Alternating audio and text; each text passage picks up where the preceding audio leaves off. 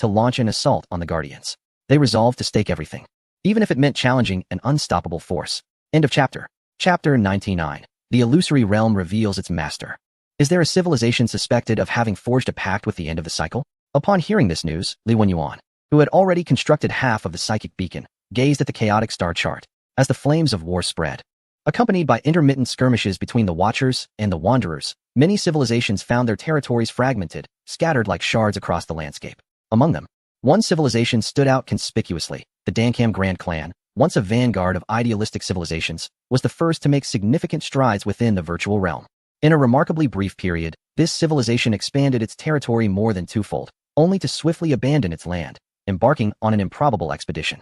With all their military might taken away, this newly acquired territory was soon devoured by other civilizations, presenting a disjointed pattern on the star map that would be deemed grotesque to those with obsessive tendencies. However, certain civilizations expressed concern regarding the peculiar behavior of the Dankam Grand Clan and sent a message to the Guardians who first enlightened the galaxy about the end of the cycle in this virtual existence. Given the recent conduct of the Guardians, they appeared to possess no taboos and refrained from intervening indiscriminately, as evidenced by the numerous research vessels traversing the galaxy, with no visible participation in galactic affairs. Yet, this seemingly indifferent lost empire had articulated the cost of the cycle's end to the entire galaxy, prompting civilizations seeking power within the virtual realm to exercise caution. Though some civilizations dismissed the notion that a group of robots incapable of entering the virtual realm could possess insight, as Li Wenyuan pondered, even a mere hint of doubt could dissuade them from making such choices. After all, the price of the cycle's end was astoundingly steep. Even if they did not believe it, they had to acknowledge that these insights came from a lost empire, and the entirety of their civilization could not be gambled away. Thus, when they realized that the reckless demeanor of the Dankam Grand Clan might be connected to the end of the cycle, their gaze shifted not only to the idealistic civilization's faith in the Watchers, but also to the Guardians who had previously issued warnings. What fortune descends from the heavens without consequence? Shouldn't one contemplate the costs when entering into a pact? Li Wenyuan felt that time had run out. It was evident that the Dankam Grand Clan had entered into a contract long ago, perhaps even before he had issued his warning. The momentum of their development suggested that the end of the cycle had indeed conferred significant advantages upon them, yet the greater the benefit, the more terrifying the interest. As the time for reckoning approached, Li Wenyuan could already envision a tragic tableau. The path one chooses is their own responsibility, yet why had the Watchers, a civilization evidently well-versed in psychic domains, failed to notify others? Was it merely due to the disdain of the Lost Empire? In the midst of contemplation, he had, in his capacity as a guardian, issued a galaxy-wide announcement, urging all civilizations to immediately distance themselves from every star system belonging to the Dankam Grand Clan and clearly articulating the dangers. Following this notification, many civilizations that had already settled in the remnants of the Dankam Grand Clan hesitated for a brief moment before gradually retreating from those areas. Yet, separated by merely a galaxy, they all hoped the Guardians' words were false, allowing them to swiftly reclaim their spoils thereafter. However, a small faction of avaricious civilizations remained resolute, having begun to fortify their defenses within the galaxy, vowing to engage in a decisive battle against the so-called end of reincarnation. Ultimately, even the materialistic civilizations turned their gaze towards the Dankam Consortium, eager to witness what the purported end of reincarnation truly entailed. At this juncture, some time had elapsed since the Dankam Consortium embarked on their desperate expedition. Lacking jump engines, they were forced to launch an offensive against the Watchers via relatively slow, yet not overly sluggish, hyperspace corridors. The amassed fleets of civilization indeed numbered in the vast multitude, arrayed in chaotic formations, advancing steadily into the distance. Should anyone gaze skyward from the planets they traversed, they would witness shuttle-like vessels passing through the heavens in an unending procession. In due course, the Watchers discerned the ill-intentioned approach of this group and promptly dispatched a fleet to intercept them midway. It had been ages since they had been affronted by ordinary civilizations, and even these desperate contenders could not shake their standing. Thus began the struggle akin to ants challenging an elephant. The moment the Dankam fleet entered the galaxy, they were met with an ultra-long-range strike. In just the initial volley, they suffered the loss of dozens of battleships. At that moment, their combat computers had yet to locate the enemy.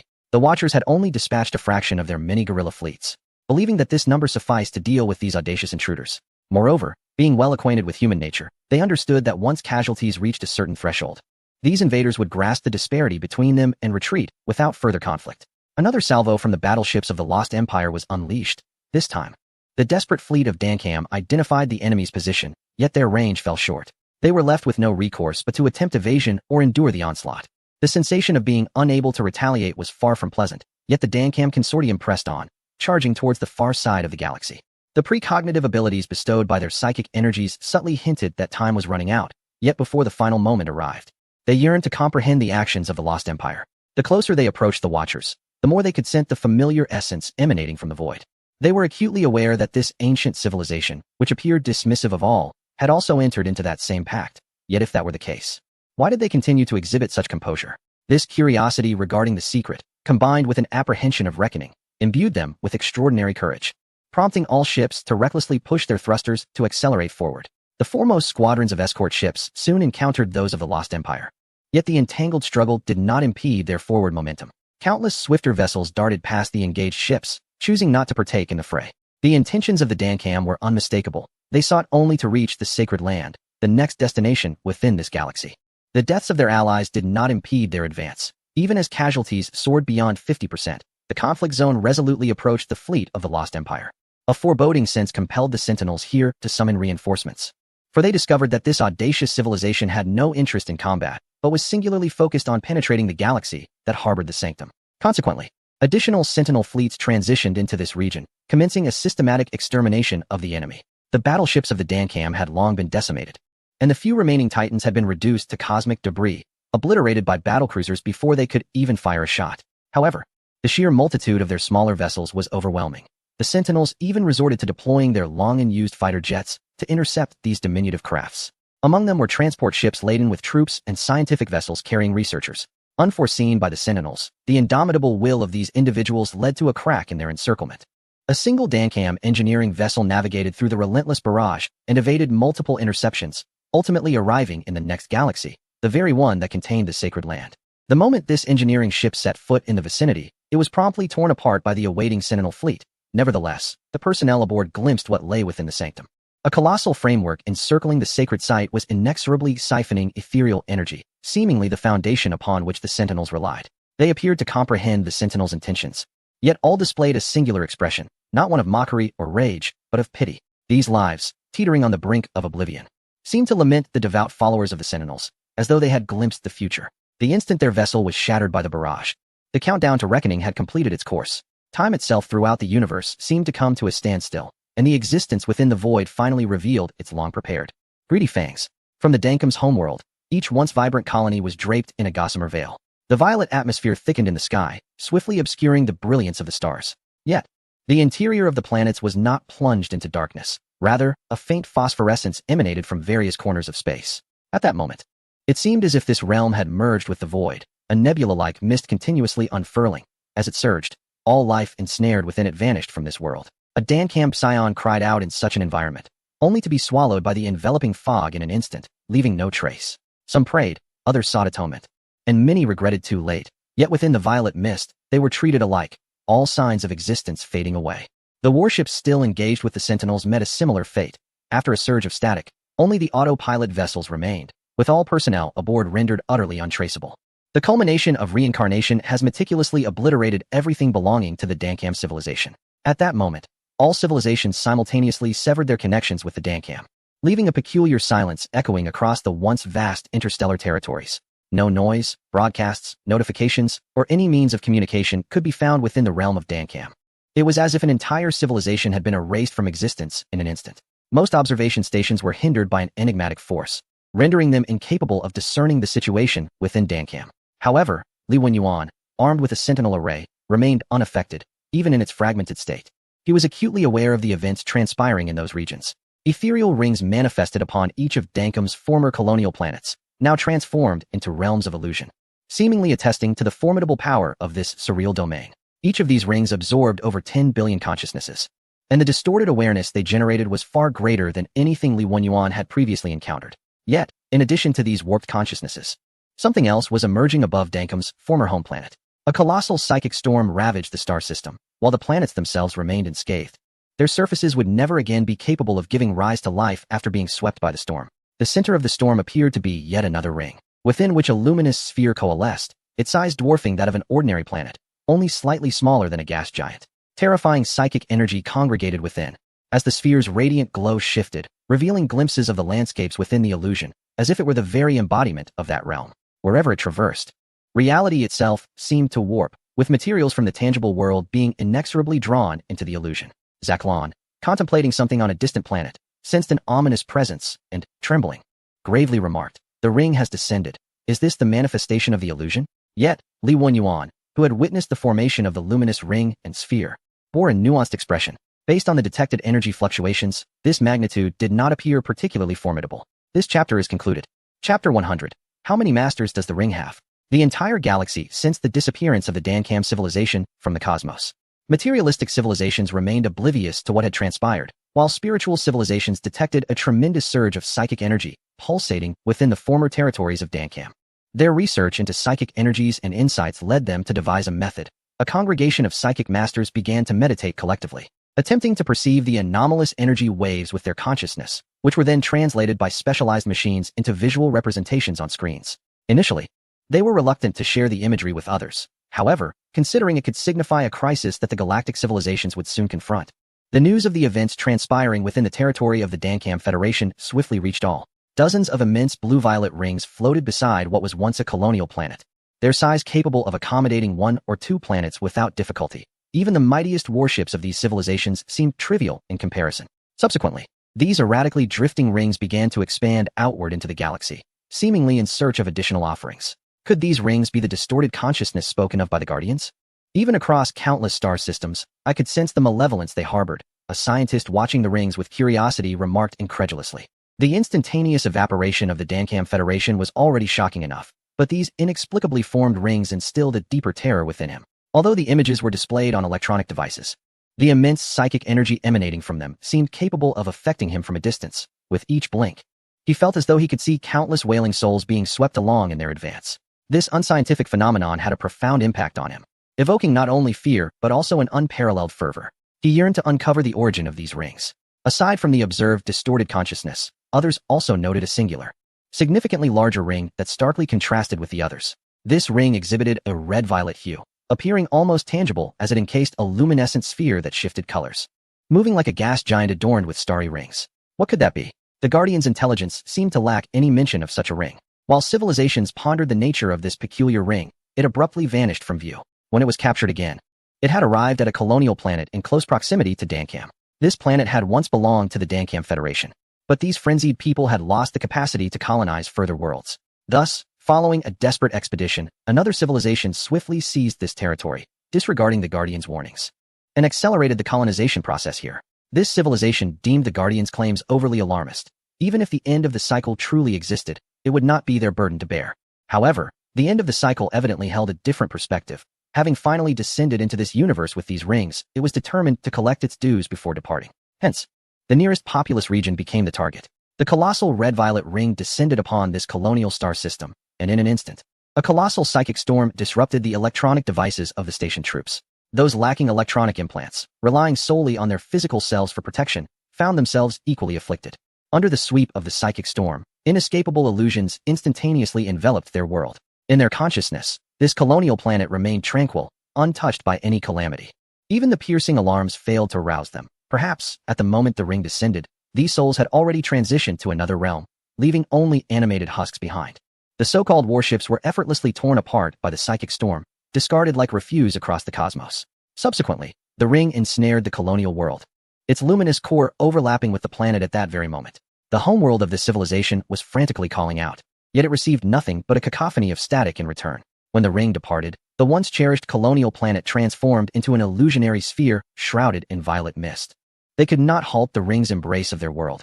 Everything on the planet was swept away by the illusion. At that instant, all interstellar civilizations comprehended the peril brought forth by the end of cycles, realizing that the toll was not solely demanded from debtors but extended to the entire galaxy. The transformation of that planet into an illusionary realm served as the most compelling evidence of this truth. Consequently, all civilizations felt an involuntary hatred towards the Dankam Collective, the harbingers of this apocalyptic fate. After all, this was no longer a matter of personal vendettas, but one where the debts of one could doom all. The once abandoned mutual defense treaties and alliances were resurrected, as all civilizations convened to deliberate on how to confront the threat posed by the end of cycles. No one wished to be the next civilization to face reckoning. Some even contemplated constructing a fleet of exiles to seek refuge in the galaxy's farthest corners, planning to rebuild their civilizations once the reckoning concluded. Meanwhile, a prophet sensing the approach of judgment wore a sorrowful expression. He had not expected it to arrive so swiftly. Despite the hasty preparations, they must stand forth. This was the penance they owed to the galaxy. With this thought, Zaklon gathered his followers and prepared to issue a proclamation to the galaxy. The message was already formulated. Greetings, seekers of progress amongst the stars. I am Zachlon, a deposed prophet. My civilization has committed irreversible sins, and I lament my inability to prevent them. Now, my followers and I will resist the end with all our might, seeking atonement for our civilization.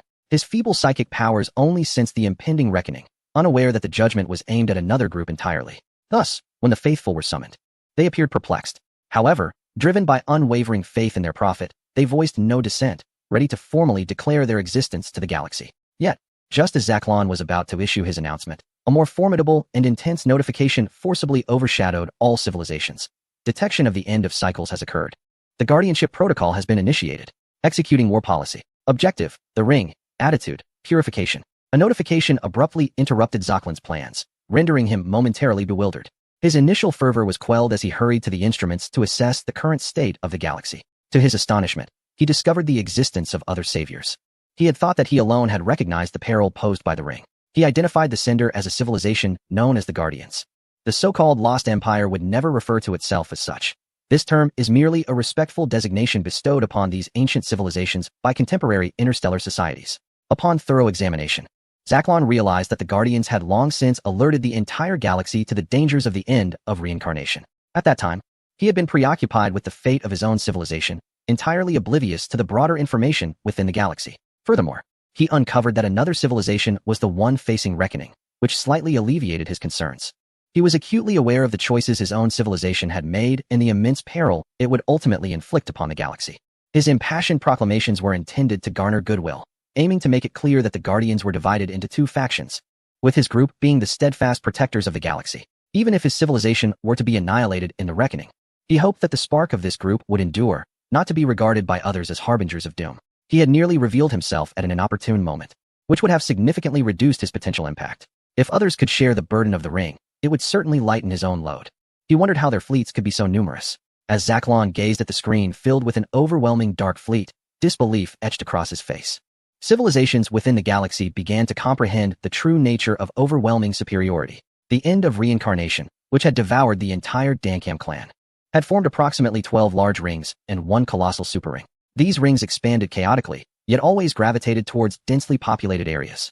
Civilizations near the Dankam clan braced for impact, uniting their collective strength in a vow to combat the planet-devouring rings to the bitter end. However, each ring was intercepted mid-journey by descending black fleets. In conjunction with the prior announcement from the Guardians, they swiftly understood that it was this mechanized Lost Empire, which had previously articulated the dangers of the end of reincarnation, that was now in action. Each ring faced at least one large fleet exceeding 200 ships, with battleships comprising more than half of their numbers. The shields, shimmering with a violet hue, effortlessly repelled the ravaging psionic storms, subtly absorbing the dissipated psionic energy to replenish their power. The myriad civilizations beheld a unique shield aboard the Watcher's warship, initially believing it to be an exclusive artifact of the idealistic civilization.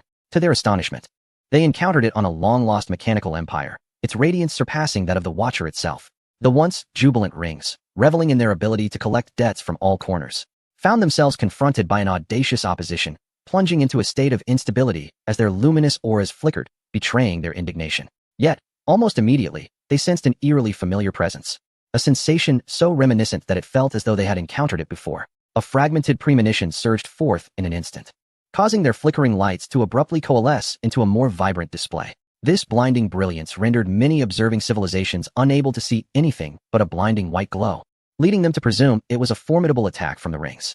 Amidst their probing, concerns arose for the Guardians, for the rings appeared undeniably formidable, and they feared that once the luminescence faded, they would receive news of the Guardians' fleet's annihilation. However, the radiance was fleeting. The ominous fleet remained unscathed. Not even a chip of paint lost. Yet, the previously arrogant rings vanished without a trace, as if they had never set foot in this galaxy, appearing to have fled. While the civilizations continued to search for the rings' whereabouts, far away on Earth, Li Wenyuan discerned their trajectory in an instant through the Sentinel Array. This ethereal existence, birthed within the fabric of the real universe, possessed powers akin to that of a jump engine, capable of traversing countless star systems in the blink of an eye. They were acutely aware of the jump engine's flaw. Once employed, it could not be utilized again for a brief duration. Thus, they believed that the method of interception descending from the heavens would, for the time being, be ineffective against them. With renewed confidence, the rings set off to descend upon other colonies, intent on collecting a round of interest before vacating this universe. They bore memories of past defeats. Yet such recollections did not hinder their disdain for the slow-moving pursuers. However, as Li Wenyuan observed these scattered rings attempting to collect debts beneath his very gaze, he thought, "My fleet is not limited to these." Chapter 101. The decay of the rings were crumbling. Those still endeavoring to collect debts had barely set foot in other star systems when they found themselves ensnared by the pursuing Black Fleet that had followed them through the jump. The identical configuration of the fleet led them to ponder whether they were indeed facing the same force as before. Their jump-like abilities clearly could not be used in succession, leaving the rings trembling as they confronted the cold, unyielding warships. Beyond these rings, the colossal super ring that had formed above the homeworld of Dankam also found itself ensnared in a life-and-death crisis. Due to gluttony and disdain, it manifested in this universe with a power akin to a leap, devouring a planet. Now, it finds itself unable to swiftly depart from this place. Li Wenyuan's interest in this colossal ring is markedly greater, as the number of battleships deployed for its siege far exceeds that of other rings. 3 fleets are presently engaged in the assault, each comprising over 200 warships, a formidable force. Additionally, there are more than a dozen Titan-class flagship vessels present, each discharged from their main cannons emanating a tremendous power that seems to reverberate even through the screens. The vast psychic storm surrounding this gargantuan ring has long been torn apart by external forces, revealing the luminous ring and the central sphere of light. Were it not for the ability of these rings to briefly enter a state of ethereality, allowing the main cannons to penetrate their bodies and evade the most lethal threats, they would have been obliterated like their predecessors. Is the ring truly not as formidable as it seems? Among the observing civilizations, some audacious individuals appear to underestimate the end of reincarnation, voicing their opinions online. Criticism swiftly follows, with thousands of comments accumulating within minutes. The original poster, regarded as a superhuman, is suggested to engage the ring in combat, ensuring that the end of reincarnation would not return. Intelligence reports indicate that our advanced ring superhumans have entirely surpassed the outdated end of reincarnation. You are correct, however. It feels as though the ring superhumans have been bested by the end of reincarnation. Why would I dream such a thing? Naturally, such doubts are held by a minority. The majority are keenly aware that without guardians, these rings, even if they cannot annihilate the galaxy, would inflict immense damage upon the civilizations to which they belong, potentially leaving them in a state of irreparable decline. Yet, the Guardians had long forewarned about the end of reincarnation and were the first to respond to the reckoning. While other civilizations were hurriedly organizing their defensive forces, they had already dispatched fleets to suppress the ring, seemingly on the verge of resolution. This undoubtedly fostered considerable goodwill towards the Lost Empire, or rather, the Guardians, among these civilizations. The once dominant discourse regarding the battle between the Watchers and the Wanderers was swiftly overshadowed by the Galactic Guardians, who ascended to the second position with a velocity reminiscent of a leap. They speculated whether this mechanical Lost Empire might be a guardian of a bygone galaxy. The passage of time has caused this ancient machine civilization to forget many things. Yet providing protection to the galaxy remains firmly entrenched as the most vital aspect of its programming. Otherwise, it would be inexplicable why other Lost Empires have shown no reaction to the reckoning, while only the Guardians have emerged to cleanse these external intruders threatening the entire galaxy. Thus, amidst the discussions, the Guardians have been imaginatively woven into an epic narrative of ancient history. Although the term Guardians of the Galaxy may be a jest, the civilization genuinely expresses heartfelt gratitude towards the one who resolved the quandary of the Lost Empire. Li Wenyuan was taken aback by the substantial shift in perception regarding him within the galaxy's civilization. His efforts to cleanse the rings were indeed motivated by a desire to preserve the galaxy, as these visitors from the virtual realm appeared intent on bringing calamity. He could hardly intervene in the internal strife of the galaxy, for the current tumult might very well align with humanity's initial aspirations. Yet, this conflict seemed unrelated to the virtual realm. It is only just that debts be repaid. However, demanding unfounded debts from other civilizations transgresses boundaries he would not allow.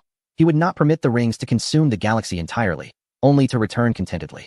Moreover, he harbored a curiosity to study the rings themselves. After all, these entities, seemingly akin to deities, had only existed within the realm of myth in the material world of yore. Presently, he could not physically enter the virtual realm to observe firsthand, but exploring the manifestations of these cycles terminus in the tangible universe proved to be an intriguing endeavor. The supermassive ring under intense assault had developed numerous fissures, constantly bombarded by kinetic energy, various explosive weapons, and waves of force. The luminous ring structure displayed clearly discernible, almost tangible cracks, while a radiant sphere at its center endeavored to mend these breaches with spiritual energy, only to helplessly witness it escape like a leaky vessel. In a desperate gambit, it unleashed a formidable attack, consolidating all its spiritual energy. The radiance surged inward before coalescing into an extraordinarily brilliant beam, aimed at a Titan-class flagship. Following this assault, even the ring itself dimmed significantly, becoming increasingly translucent, as if on the verge of dissipating into the cosmos. Nevertheless, it remained steadfast, determined to witness the damage wrought by this beam before departing from the universe. Thus, the beam, which it had invested so much hope in, struck unerringly towards a Titan flagship, only to miss its mark.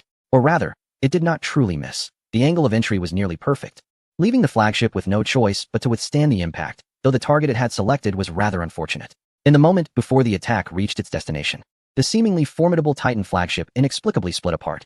This was a literal disintegration, as the nanobots comprising it instantaneously morphed, reassembling into a ring-like structure through which the beam traversed, vanishing into the void of space. The newly formed ring, crafted from the nanobots, appeared to mock the original ring's hubris, as if taunting its audacity. With the attack failing and the force that had descended upon this universe nearing exhaustion, the ring was compelled to retreat, expelled back into the virtual realm amidst a collapse of explosive energy. Yet, this scene left Li Wenyuan with a poignant realization. Thus, it seems that in the tangible universe, it remains impossible to utterly annihilate these rings, does it not? The state in which they find themselves is indeed extraordinary. Perhaps only in the realm of illusion can they be eradicated.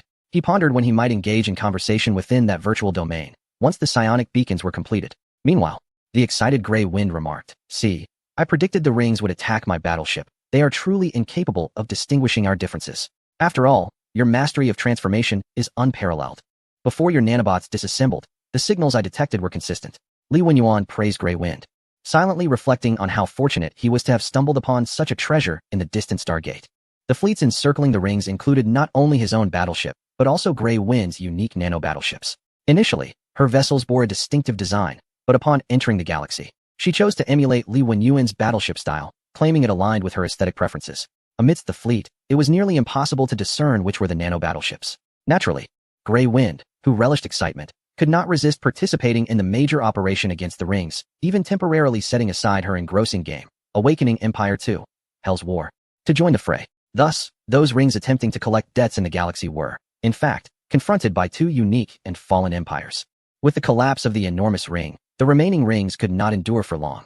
The vibrant beams of light shimmering throughout the galaxies illuminated these regions almost like a dance hall, as explosions erupted across the surface of the rings.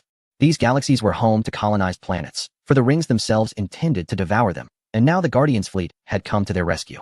In addition to their praise, the inhabitants began to compare the Guardians with the other fallen empires. It appeared that one significant distinction was the absence of bizarre taboos. Indeed, the Guardians' taboos were akin to sanctuaries. The Silent Ones' taboos represented borders. The observers seemed to abhor acts of genocide, and the Wanderers, as inferred from the scientists they had repatriated, appeared to advocate for mechanical evolution. Viewed in this light, the Guardians' taboos seemed to revolve around the galaxy's crises, which fundamentally set them apart from the other fallen empires. "How astute!" he exclaimed. "I have sensed a dissonance among the other fallen empires. I shall develop a new game entitled Fallen Empires, the Ancient Guardians." "Excellent. It has potential. We should also devise an ancient nemesis for them, an entity intent on annihilating the entire galaxy. Furthermore, let us imagine that they have already engaged in a great war, having temporarily repelled the threat, yet encountering numerous issues themselves." As the conversation veered further from its original topic, someone promptly interjected, "We are discussing the Guardians. In fact, I believe the Guardians are far more approachable than the other fallen empires. Their mechanical voices are quite captivating, devoid of the haughty demeanor exhibited by the others. Indeed, just this aspect alone deserves 1,000 impression points. In conclusion, I believe we all share a common sentiment, do we not? It is evident to any discerning observer that the Guardians possess an excessive number of fleets. Do the combined forces of the Watchers and the Wanderers even match their strength? I suspect that this is indeed a matter of concern. These individuals comfortably engage in discussions within the colonies, occasionally glancing at the sky where vibrant bursts of fireworks illuminate the dark expanse, seemingly reveling in the spectacle. They feel that witnessing such a scene in their lifetime is sufficient for a lifetime of boasting. Yet, the time has come for those rings to retreat. Out of 12 rings, 11 have been shattered and collapsed back into the void. The remaining ring, fortunate in its timing, activated a leap-like force just before its impending destruction. Hastily jumping to a galaxy teeming with an abundance of biomass, it sought to feast there before returning to the void. However, as Li Wenyuan prepared to dispatch his fleet for the pursuit, he discerned the destination of this final ring and promptly abandoned the idea of the jump. The chosen location of the ring was a hatchery. What is this? In the hatchery galaxy, the Queen of the Presolans observed the suddenly appeared ring with a curious expression. It seemed to her that if it were merely pure energy, not an intelligent being, it could be consumed. Following human teachings, the Presolan Queen commanded a multitude of space behemoths to encircle the ring, eager to engage. The ring's efforts to emit psychic energy beams merely resulted in singeing the formidable shells of these colossal creatures.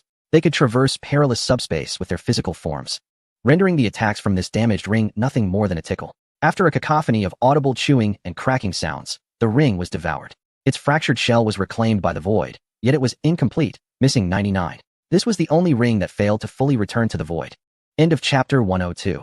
The fall of the Watcher. The ring that nearly plunged the entire galaxy into peril has been eradicated. Civilizations that survived the catastrophe remained in a state of shock, even until the last signal from the ring vanished within the confines of the Hive's lost empire.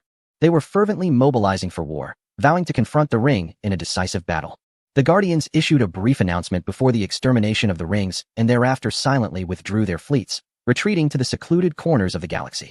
It was not until several weeks later that the myriad civilizations began to realize that tranquility had seemingly returned.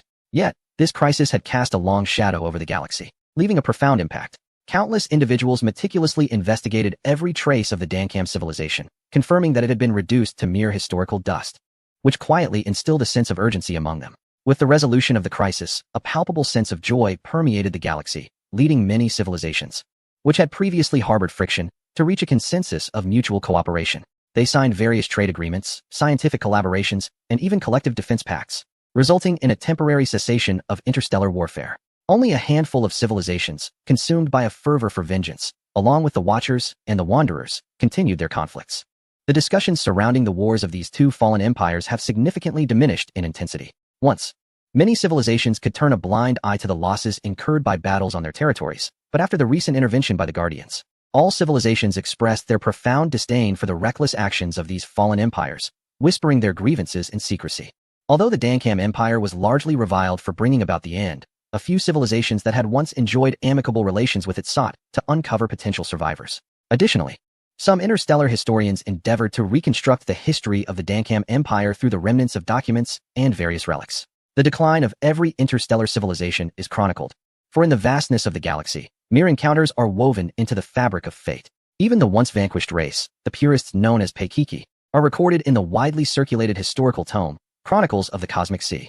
Perhaps in 100,000, a million, or even 10 million years, Chronicles of the Cosmic Sea will become mere dust of history, along with the chroniclers and civilizations that once existed. However, for now, their legacies shall not be forgotten. As some figures take their final bow on the galactic stage, new dancers will emerge, ensuring that the performance never truly ends. Time is drawing near. The High Priest of the Watchers, after a long absence, stepped out from the temple to stroll through the city, adorned with various religious symbols and characteristics. Along the way, numerous devotees recognized him and fervently offered their greetings. This contemporary saint of the Watchers held a revered position among his followers. He had reformed the harsh doctrines that had burdened the faithful throughout their lives, and had provided new interpretations of the divine oracles, enlightening the ignorant, who then sincerely praised his wisdom. It could be said that once he felt liberated, his statue would be placed within the sacred garden of the temple, venerated for millennia, though the sacred site no longer existed. Saint, could you enlighten me? A supplicant, adopting a posture of prayer, sought guidance from the High Priest. The High Priest, with a gentle smile, imparted a few words that illuminated the seeker's mind. Each of his steps seemed to radiate light, causing the flowers by the roadside to bloom in his presence. After completing a circuit around the temple's vicinity, he returned to the grand entrance, gazing up at the sky. The clear sky appeared untroubled, yet certain birds, once regarded as omens of fortune, had not graced this place in a long while. The radiance of the stars traverses countless distances to arrive here, illuminating the shadows cast behind the High Priest while extending into the depths of the dark temple. Everything appears normal, yet is imbued with a certain undercurrent of darkness. Almost there, he murmurs to himself before retreating into the temple. As the grand doors close, it seems to usher in an eternal confinement. At this moment, the siphoning apparatus situated in the phantasm of the three once sacred sites begins to tremble violently. The facilities designed for the storage of spiritual energy also fractured during this tumult, resembling a tangible surge of spiritual essence that swiftly spills forth, enveloping the entire planet. This unsettling disturbance instantaneously captures the attention of the Guardians stationed here, yet before they can approach, a resounding boom reverberates through the air. The colossal surge of spiritual energy encircling the sacred site erupts violently, catching the countless ships of the Watchers off guard, sending them soaring into the air, fragmented into several pieces. However, this is not the gravest concern. The most alarming aspect lies in the fact that all the Watchers seem to hear a peculiar whisper at this moment. Even their vassal civilizations share this experience, halting their relentless assaults in disbelief as they gaze towards the heavens, as if trying to pierce through countless star systems to reach the homeworld of the Watchers. They sense a familiar fluctuation, one that had only recently manifested. An eerie purple mist continues to shroud each of the Watchers' colonial planets, reminiscent of the past engulfing the Dankam conglomerate.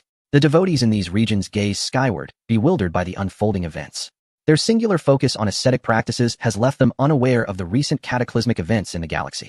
In stark contrast, the vassal civilizations of the Watchers are acutely aware. Those active within the galaxy have witnessed firsthand the happenings within the borders of the Dankam conglomerate. They begin to curse their overlords. Powerless against the encroaching purple mist that envelopes their planets. They are confounded, questioning why they, as vassals, must face retribution when the grievances belong to others. The space fleets of the Watchers appear to function seamlessly, yet within the chambers of their warships, an enigmatic purple haze rises, causing individuals to vanish mysteriously. The fleets besieging the Wanderers simultaneously lose control, with some plummeting directly to the surface of the planet due to gravitational pull, leaving the defenders of the Wanderers momentarily bewildered. Meanwhile, other thriving civilizations within the galaxy detect the signals they had previously marked, swiftly entering a state of war readiness. Although they trust that the Guardians will intervene, they must also prepare themselves. At this moment, Zaklon, who continues to plot on a distant planet, pauses all actions to observe the seemingly uneventful sky. His expression remains impassive, as if he anticipated the outcome long before, fully psychologically prepared and leaving no room for doubt regarding the impending events. The virtual realm enveloped every colonial star of the Watchers, yet this time, the culmination of the cycle did not transform instantaneously. As was the case with the Dankam Great Clan's deck collection, it seemed that for this ancient civilization, it required a slow and deliberate approach to savor every nuance. This was an unprecedented force of immense power. The depths of history, advanced technology, saturated populations, and, after countless trials, exquisitely refined souls. In that moment, all the faithful were momentarily taken aback, yet unexpectedly, no one expressed anger or lament. Instead, they silently directed their gaze towards the sealed temple. The psychic energy linked them to one another, yet they could not perceive the presence within that sanctuary. At the instant the vast collective consciousness was shrouded by the virtual realm, the believers became acutely aware of their predicament. However, the emotions of anger and betrayal sparked only faintly before returning to silence. They perceived this as their long-held transgression, a deserved punishment.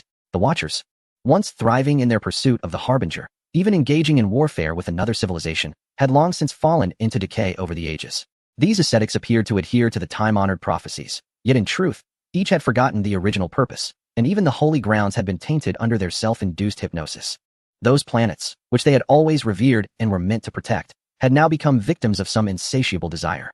All the faithful closed their eyes, recalling their lives, ultimately converging upon the sacred ground. They were meant to exist for the protection of these places. As the mist enveloped them, all consciousness was abruptly severed. A tremendous psychic energy was coalescing, yet it did not form a ring. Instead, it surged towards the temple. The excess psychic energy spilling from the holy grounds was also drawn towards the temple, appearing from the cosmos as countless purple ribbons. And all of this unfolded before the eyes of the high priest. Before him lay the sacred statue, recently transported from the holy ground. Strangely, this statue remained intact and was the most unique representation of the Harbinger.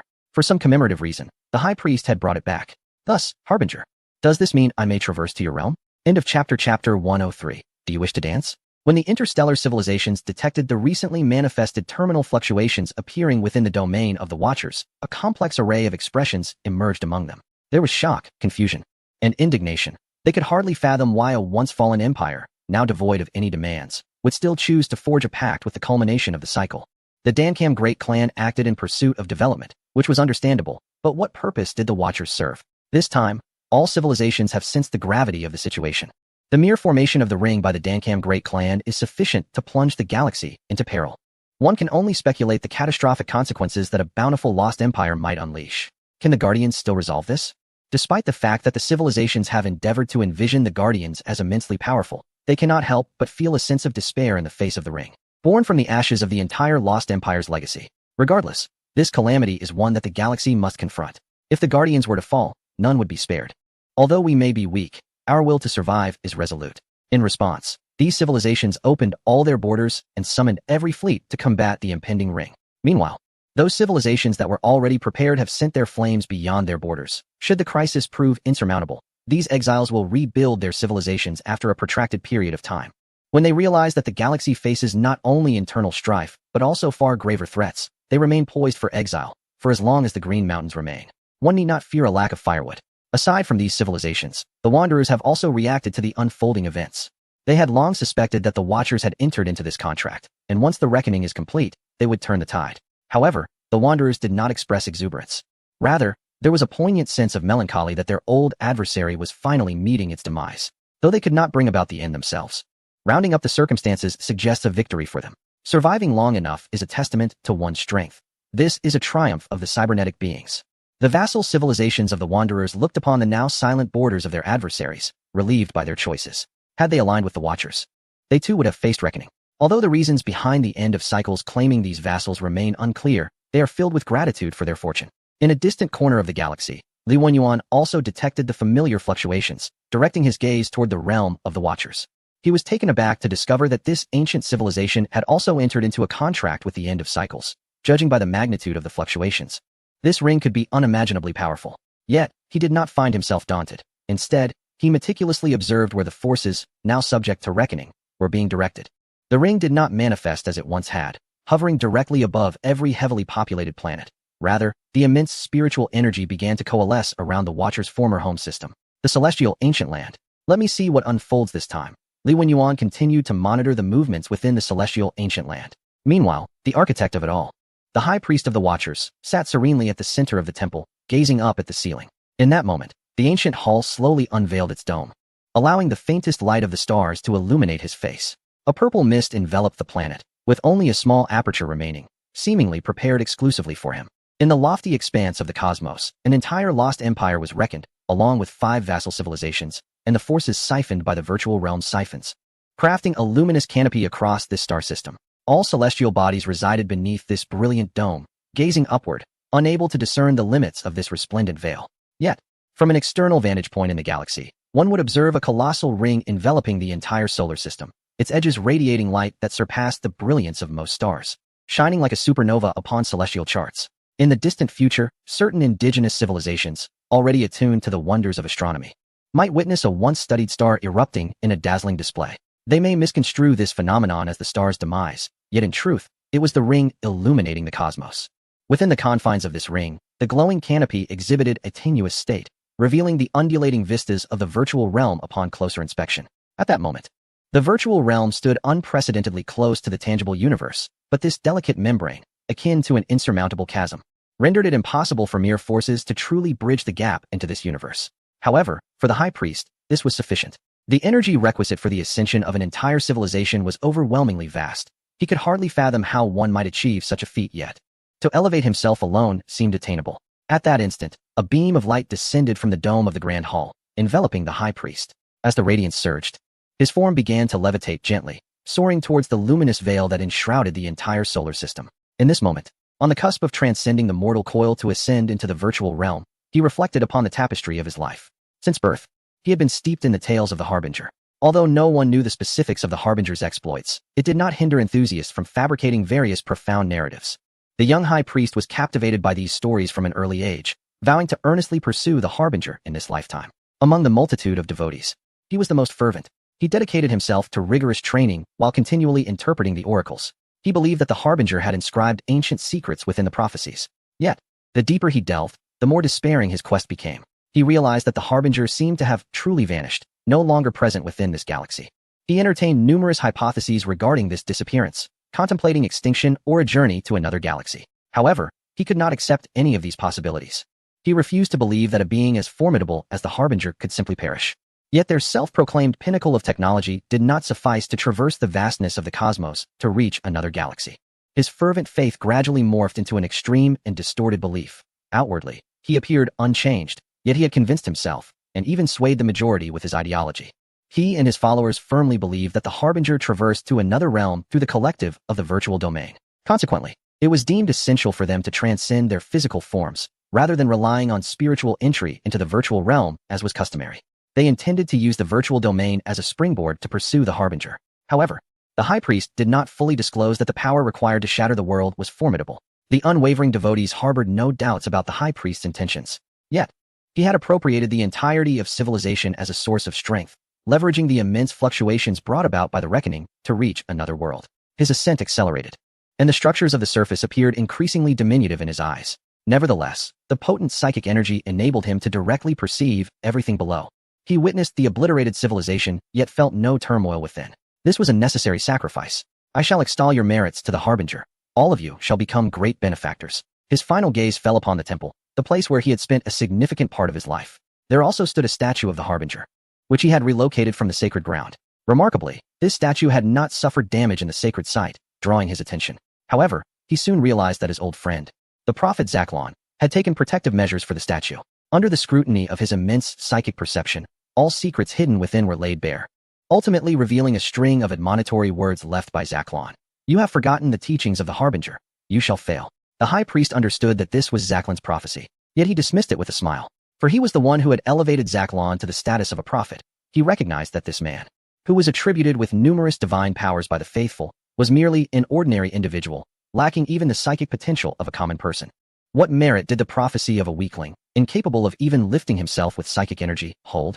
Nonetheless, he placed the statue of the Harbinger within the temple for the sake of ritualistic significance. He wished to attempt to replicate their great deeds under the watchful gaze of the Harbinger.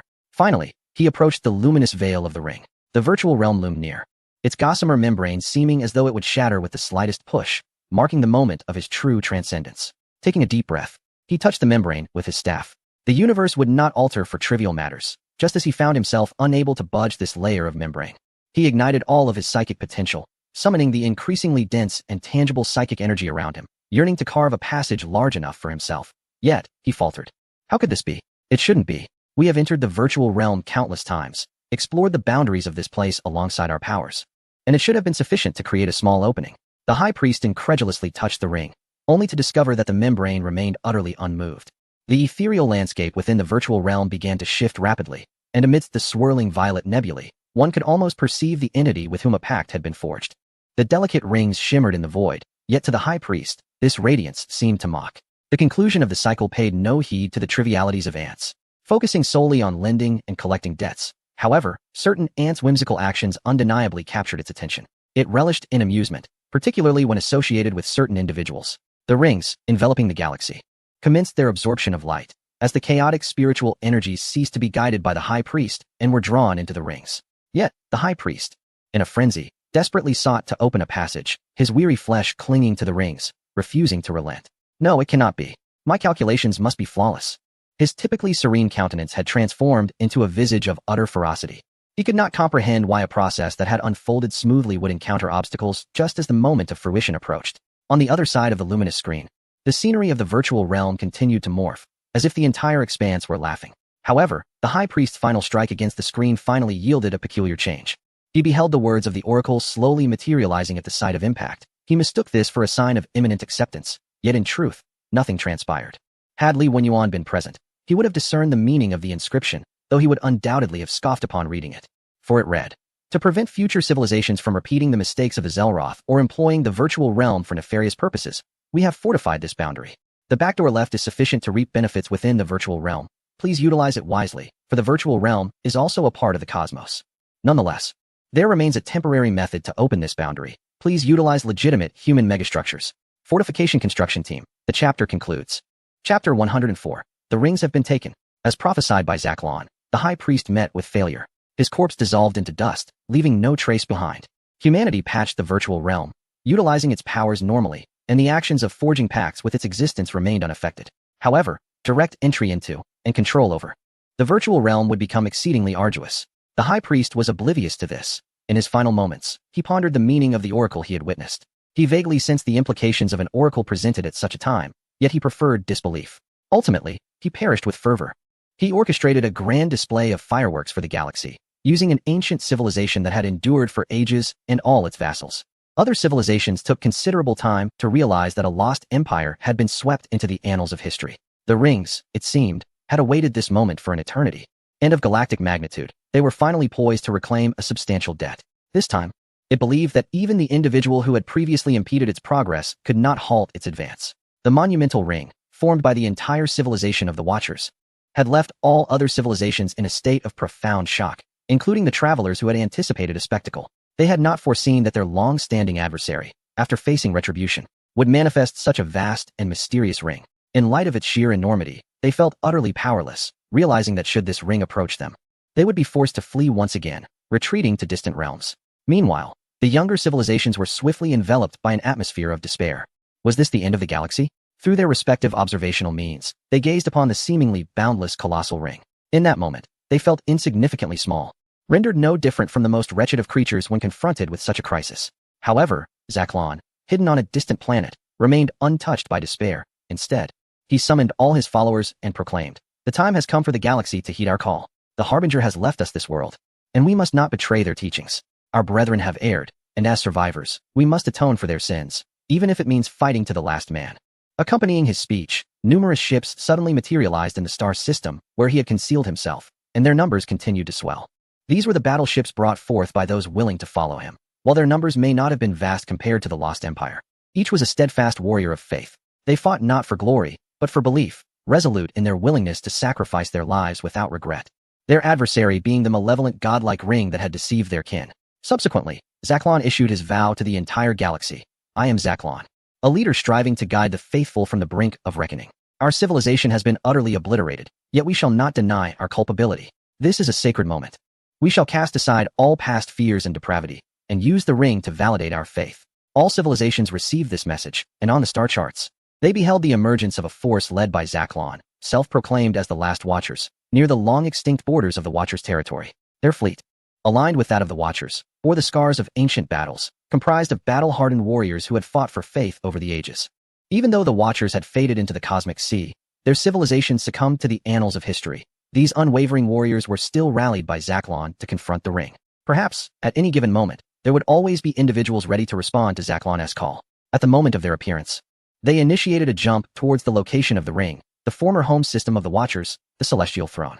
However, the jump faltered. The gargantuan ring, large enough to encompass a galaxy, seemed to possess some force capable of disrupting their transition, akin to the hyperspace inhibitors commonly employed by the Lost Empire. A violent psionic storm ravaged the entire star system, stripping even the gaseous giants of their atmospheric layers.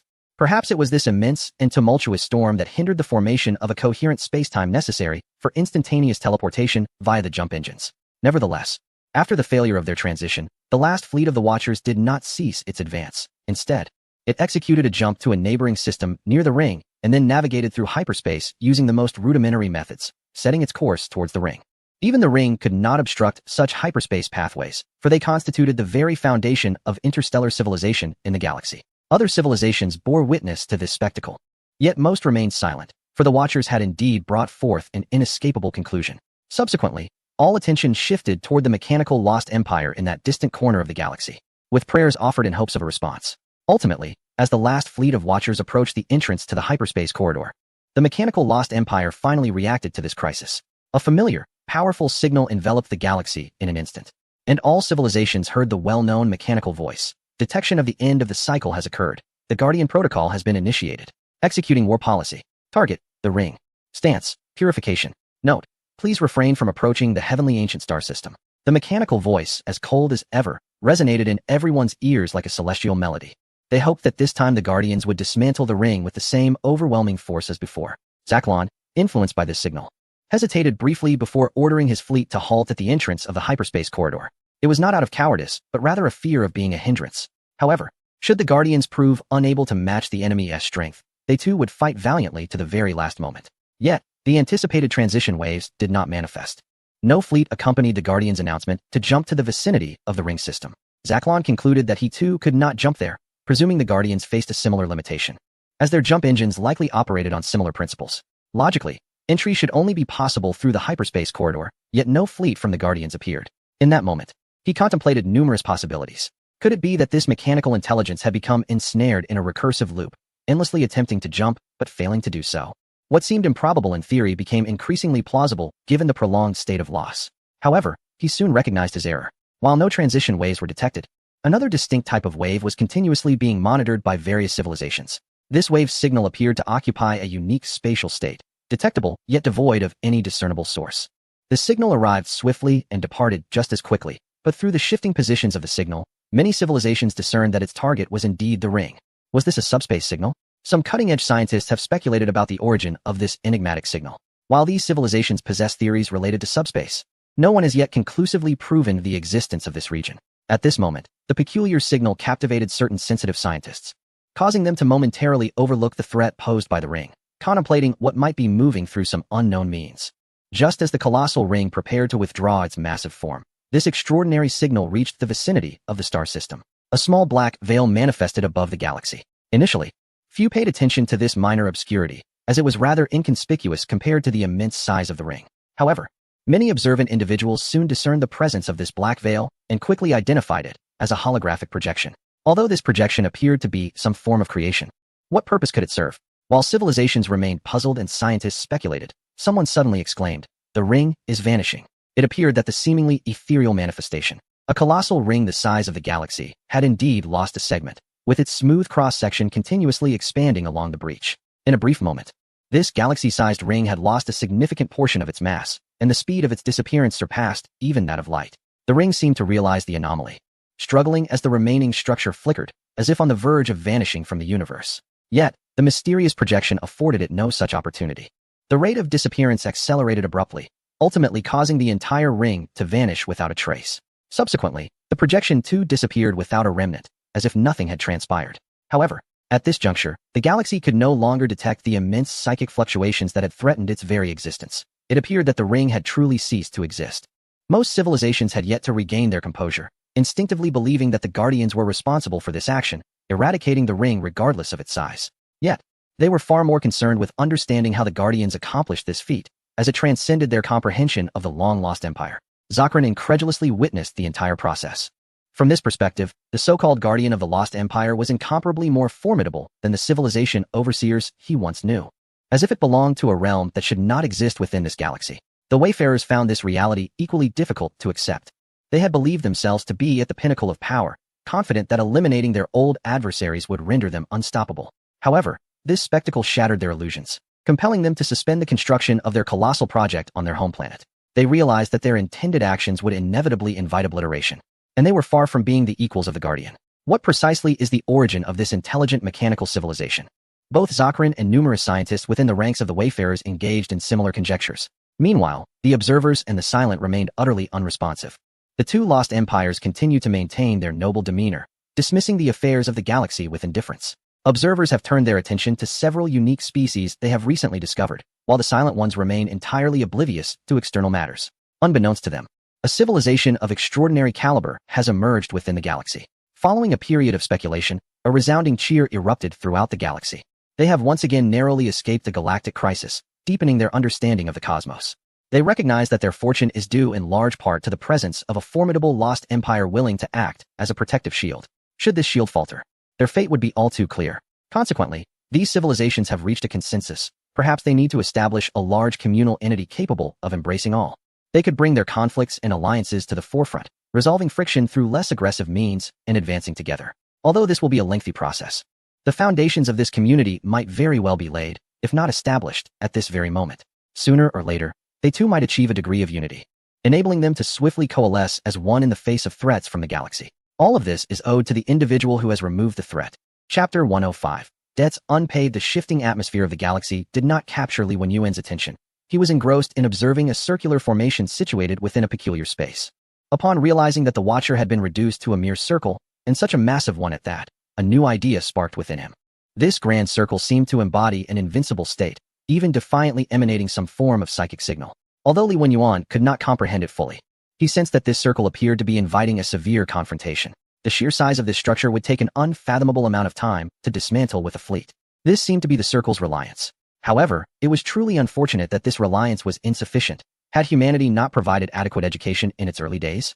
At this moment, the circle was ensnared within subspace, a realm somewhat akin to the void, yet entirely distinct. The Presolans traversed this unique dimension to reach this galaxy. Here, the circle seemingly lacked the means to return to the void as it once did. As for what had captured it, that need not be elaborated upon. This marked my first utilization of the Celestial Veil warship, and its effectiveness has exceeded my expectations. Indeed, it was this vessel, which had remained dormant since its acquisition, that had ensnared the circle within subspace. Its immense size surpassed that of the circle itself, effortlessly pinning it beneath its weight. It is difficult to fathom the immense resources humanity initially devoted to the creation of this super battleship. Its colossal size and weight render it incapable of traversing the tangible universe, as its own gravitational force could utterly annihilate it. Only in the chaotic realm of subspace can its form be fully accommodated. Perhaps this is, in itself, a marvel, after all. The mere thought of a battleship as vast as an entire galaxy is exhilarating. Li Wenyuan felt he was gradually grasping the essence of human ambition. With such an abundance of materials at their disposal, one might wonder why they chose to construct a super battleship. The grandeur of massive ships and their formidable cannons has long been a unique romance, evoking a fervor within even if their practicality is questionable. Regrettably, one can only behold its majestic form within subspace. In the tangible universe, he recalled the Tianwei battleship's physical manifestation with a sense of resignation. In the real universe, the Tianwei battleship most frequently reveals itself as a holographic projection device, capable of displaying a portion of its body, though it often appears merely as an indistinct veil of darkness. Occasionally, a minuscule fraction of its weaponry may materialize in the tangible realm, yet it remains merely a fragment of its entirety. Despite the firepower rivaling that of an entire fleet, it is still not the true embodiment of the battleship. Its true magnificence is reserved for subspace. To this end, the Tianwei battleship is equipped with specialized components designed for engaging in grand naval confrontations. Subspace Capturer, Tianwei Class. Component Type, Auxiliary Combat Device. Description: a profound understanding of subspace enables us to actively ensnare our adversaries within it, subsequently utilizing our extensive combat experience in this domain to triumph over them. The Tianwei battleship is equipped with an enhanced version, its influence now capable of extending to typical-sized stellar systems. This is the device that captures rings. When Li Wenyuan observed the ring's unexpectedly vast dimensions, such thoughts crossed his mind. After all, the true power of the Tianwei battleship has always been an enigma. Perhaps a ring of comparable size could serve as a unit of combat strength. However, the moment the ring was drawn into subspace, it seemed to lose connection with the virtual realm. Aside from its astonishing size, nothing occurred. No attack, no retreat, and no attempt by the virtual realm to reclaim it. This situation left Li Wenyuan, who had anticipated a grand confrontation, somewhat disheartened, yet it also revealed that certain areas appeared to lie beyond the influence of the virtual realm. Well, at least I have managed to acquire an entire ring from a fallen empire and several interstellar civilizations. Perhaps it will prove useful in the future. Li Wenyuan could not conceive of any immediate utility for this ring, but since it had lost connection with the virtual realm, he decided to set it aside. With the Tianwei battleship in view, there seemed to be little risk. He even hoped the ring would stir, as such movement might warm up the battleship. Yet, this marks the culmination of the cycle, the third manifestation within this universe, as far as my historical knowledge extends. As his thoughts drifted back to the tangible world, Li Wenyuan perceived that the frequency of the cycle's culmination seemed rather excessive.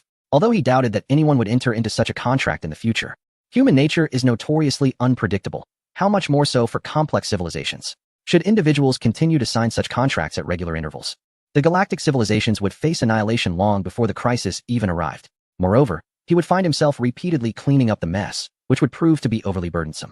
Consequently, Li Wenyuan resolved to personally delve into the virtual realm to ascertain the situation surrounding this culmination of the cycle. The energy beacon was nearing completion, and he could soon penetrate the virtual realm for a closer inspection.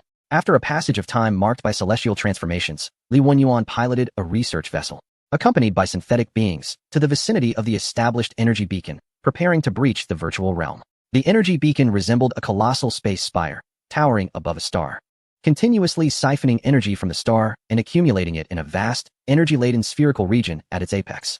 Once activated, this area could temporarily create a passage through which one could traverse the virtual realm, although one would be expelled back to the material universe once time elapsed.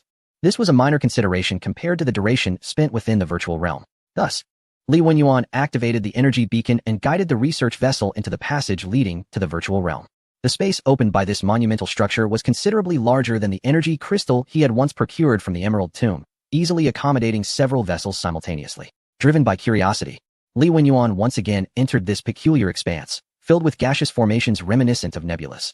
Within the virtual realm, direction held little significance. Encounters here were governed solely by chance. Most individuals, upon their initial entry, would encounter unique phenomena and, through interaction, perception, or touch, would either pay a price or receive a boon. However, Li Wenyuan's experience proved to be quite different. Upon his entrance, the extraordinary entities within the virtual realm recoiled as if beset by a plague, instinctively shying away from him. As a result, up until now, he had yet to encounter anything at all. Was the virtual realm inherently this desolate? As he maneuvered the vessel through the virtual expanse, Li Wenyuan pondered whether such emptiness was a fundamental characteristic of the realm, unaware that with his deeper foray, whispers began to echo around the ship, initially faint and sporadic. These sounds gradually intensified and became chaotic, as if trillions of voices were clamoring to convey their messages. For an ordinary adept, sustaining oneself in this environment might prove exceedingly difficult. Only those chosen or with unwavering resolve could persist. However, Li Wenyuan was different. Or perhaps the rules governing the virtual realm applied solely to spiritual entities. Entering the virtual realm directly through the psionic beacon aboard his spacecraft, he remained oblivious to the maddening whispers that tormented others. The android under his control maintained its characteristic expressionless demeanor, entirely unaffected by the murmurs that surrounded them. It was not until the psionic beacon's portal was on the verge of collapse that he finally encountered a familiar entity. Having experienced several galactic ring disturbances, Li Wenyuan had become increasingly aware of such circular phenomena. Even the ring world of his own creation would occasionally evoke thoughts of luminous circles. Thus, when a ring composed of Zello dust manifested on the horizon of the virtual realm, he felt assured that he had arrived at the correct location. Is this the end of the cycle? Can it forge a pact with me? Curiosity propelled Li Wenyuan forward, while the ring took note of this peculiar approacher. Initially indifferent, as countless entities of various forms had traversed this space, it prepared to bestow a gift upon this being who had made it this far, with the expectation of collecting interest later. The fluctuations of psionic energy translated to this, yet suddenly the ring sensed something amiss, causing its entire form to tremble, interrupting the psionic waves. Before Li Wenyuan could react, the ring collapsed, and all that remained was a surge of Zello gas retreating into the darkness. Where has the ring gone? Li Wenyuan felt a sense of bewilderment. He had merely glanced at the records of the Milky Way regarding the virtual realm, but upon looking again, he found the ring had vanished. The portal activated by the psionic beacon had reached its final moment, and a powerful repulsive force emanated from within the virtual realm. As he regained his composure, his spacecraft remained anchored within the vast energy field of the psionic beacon, the lengthy journey into the virtual realm seeming but a fleeting illusion. It appeared that fortune had not favored him. Perhaps he would revisit once his energy was replenished. Li Wenyuan dismissed his misfortune, yet the end of the cycle within the virtual realm held a different perspective. It sensed a familiar essence, accompanied by ancient memories. It had been owed a debt by a group of individuals for approximately several millennia, yet it dared not approach them for repayment. For these were beings capable of entering the virtual realm and engaging in lighthearted banter. As if this were not enough, they had further obstructed the virtual realm before their departure, severing its connection to the outside world for an extended period. When the blockade of the virtual realm was finally weakened, allowing it to once again exert influence over reality, it had resolved to reclaim those debts gradually from other life forms. However, upon sensing an essence akin to that of the indebted, it now wished to distance itself, seeking to avoid incurring another debt spanning thousands of years. End of chapter 106. After the curtain falls, returning empty-handed from the virtual realm, Li Wenyuan held no particular thoughts. According to the records of the idealistic civilization, encountering nothing within the virtual realm was commonplace, and he did not dwell on it further. However, after his journey, the idealistic civilizations discovered that the virtual realm had become considerably more stable. Although the powerful assistance they could acquire had diminished significantly, the cost they incurred was almost negligible. Gradually, the practice of reaping various small benefits from the virtual realm while occasionally exchanging a modest price for favorable blessings became a prevalent method among the idealistic civilizations. As for the perilous boons, the idealistic civilizations now approached them with utmost caution. After all, no one wishes to revel for decades only to face retribution in an instant. Fortunately, with their deeper exploration of the virtual realm, they eventually uncovered that the end of reincarnation was not the sole ancient existence within the virtual domain. Aside from the end of reincarnation, they could form contracts with other ancient entities whose effects, though not as potent as the end of reincarnation, came with far lighter costs, sparing entire civilizations from ruin. In contrast, the materialistic civilizations, having witnessed two reckonings firsthand, had relegated the virtual realm to the sidelines, their research merely skimming the surface. Moreover, since both reckonings were instigated by the idealistic civilizations, some extremists deemed them the scourge of the galaxy, fervently promoting hatred against the idealists, seemingly intent on inciting war between the two factions. However, these disturbances were swiftly quelled, as more than half of the civilizations had their political titans participate in a clandestine gathering to deliberate on the intricate details of a significant matter. At such a critical juncture, no upheaval was permitted. Additionally, the last Watchers, led by Zaclon, embarked on their protracted journey to restore their nation. Although the fallen Watchers had brought about a reckoning throughout the galaxy, this particular group of exiles did not face hostility. The Prophet emerged at the very moment the reckoning unfolded, attempting to engage in a desperate act with the ring, which earned him the goodwill of many civilizations. While a segment of the populace remained critical, the overarching environment of the galaxy eventually subdued these dissenting voices. At this moment, Zaclon arrived at the former homeworld of the Watchers, the throne of heaven, sorrowfully gazing down at the now unfamiliar planet from his spacecraft. This vast world, which once harbored countless souls and myriad beliefs, was now enveloped in a dense purple mist. The virtual realm, formed by the reckoning of the end of reincarnation, appeared even more daunting than the barrier planets. All probes failed to penetrate the thick purple atmosphere, losing contact the moment they entered the virtual realm. Due to this enigmatic phenomenon, Zaclon remained oblivious to the conditions within the planet, and his aspirations of reclaiming their legacy dissolved into mere illusions. Similarly, believers exploring other star systems reported that their former homes had transformed into virtual realms. With a sigh, Zaclon ultimately led the last Watchers away from this sorrowful place. he resolutely chose to restore his nation in the galaxy adjacent to the sacred land, continuing the ancient responsibility that had been passed down through generations. This would be a protracted endeavor, yet they possessed numerous technologies from the Lost Empire, which, if solely aimed at safeguarding the sacred site, should pose no insurmountable challenges. As the leader of this group of exiles, he decided to abandon the title of Watchers, which had succumbed to the dust of history, opting instead for a novel name to symbolize this nascent civilization. Ultimately, in accordance with the age-old duty, he designated this civilization as the Guardians of the Sacred Land. As time silently flowed by, the chaotic galaxy surprisingly returned to tranquility. After the demise of the ancient adversaries of the Wanderers, they refrained from further expansion, reverting instead to their former languid state. The war that had engulfed the entire galaxy appeared merely as a farcical spectacle, with the victors merely prevailing due to their longevity. The grand proclamations made prior to their expansion now seemed like a jest, a topic to be avoided since the circular object was captured. Presently, apart from occasionally soliciting scientists from other civilizations, they again indulged in hedonism, remaining indifferent to the external world. Meanwhile, the criminal enterprise known as the Core Alliance, which had early on allied itself with the Wanderers, initially harbored regrets, having underestimated the fleeting nature of the Wanderers' expansion. Now, they were compelled to allocate substantial finances towards scientific research and education, as the Wanderers would occasionally issue minor challenges for these vassal civilizations to resolve. Failure to address these challenges could lead to discontent from the Wanderers, resulting in scientific reforms that could degrade many former elites to a status worse than that of swine or dogs. To preserve their elevated status, this civilization, well-versed in the criminal realm, unexpectedly invested heavily in education, while simultaneously increasing funding for scientific research to unprecedented levels. Even the colonies of other civilizations, which had been infiltrated by their various dubious enterprises, began to exhibit a comically ironic situation. In a realm rife with chaos, trade, and crime, schools were established, and enforcers were deployed to ensure that all eligible individuals were compelled to attend. Among them, the exceptionally gifted would emerge, being whisked away by the Core Alliance to receive advanced education, ultimately becoming their scientific experts. This scenario undoubtedly represented an extraordinary opportunity for the beleaguered lower strata of society, with many families' children striving desperately in their studies, yearning to escape their dismal circumstances. Thus, within these gray areas of other civilizations, the reputation of the Core Alliance unexpectedly improved. Some of these gray zones had existed prior to their arrival, and the presence of the Core Alliance offered the populace a glimmer of hope, a development that the Core Alliance had not anticipated. Although they must endure the pressures exerted by the wayfarers, the shroud of a lost empire above them significantly alleviates external stress, allowing them to develop their criminal enterprises within the colonies of other civilizations with a sense of security. Consequently, the various civilizations, repulsed by this situation, have been compelled to intensify their law enforcement efforts, striving to prevent the Core Confederation from meddling in their affairs. Any gray industries must be under their own control. Indeed, the tranquility of the galaxy is only superficial. Although most civilizations that were previously embroiled in conflict have signed peace treaties, the animosities between mortal enemies remain unchanged despite the emergence of the Ring. The war between the Qian Empire and the Sagiluus Revenge Crusade is approaching its conclusion. After the turbulent empire managed to withdraw its forces attacking both sides, nothing could restrain the vengeance-fueled Sagiluus. As the war progressed, the increasingly desperate situation compelled Sagiluus to disregard the safety of the lost Imperial fleet and engage in significant battles across multiple key star systems. Due to operational mismanagement or perhaps a lack of maintenance, this once mighty fleet now consists of a few battered flagship battlecruisers and 2 corvettes. Despite its deplorable state, the Qian Empire has paid a heavy price for the degradation of this fleet, the loss of the war.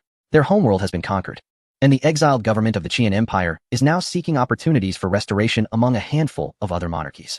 Meanwhile, some refugees from the Qian Empire have fled to several reputable civilizations that accept displaced persons.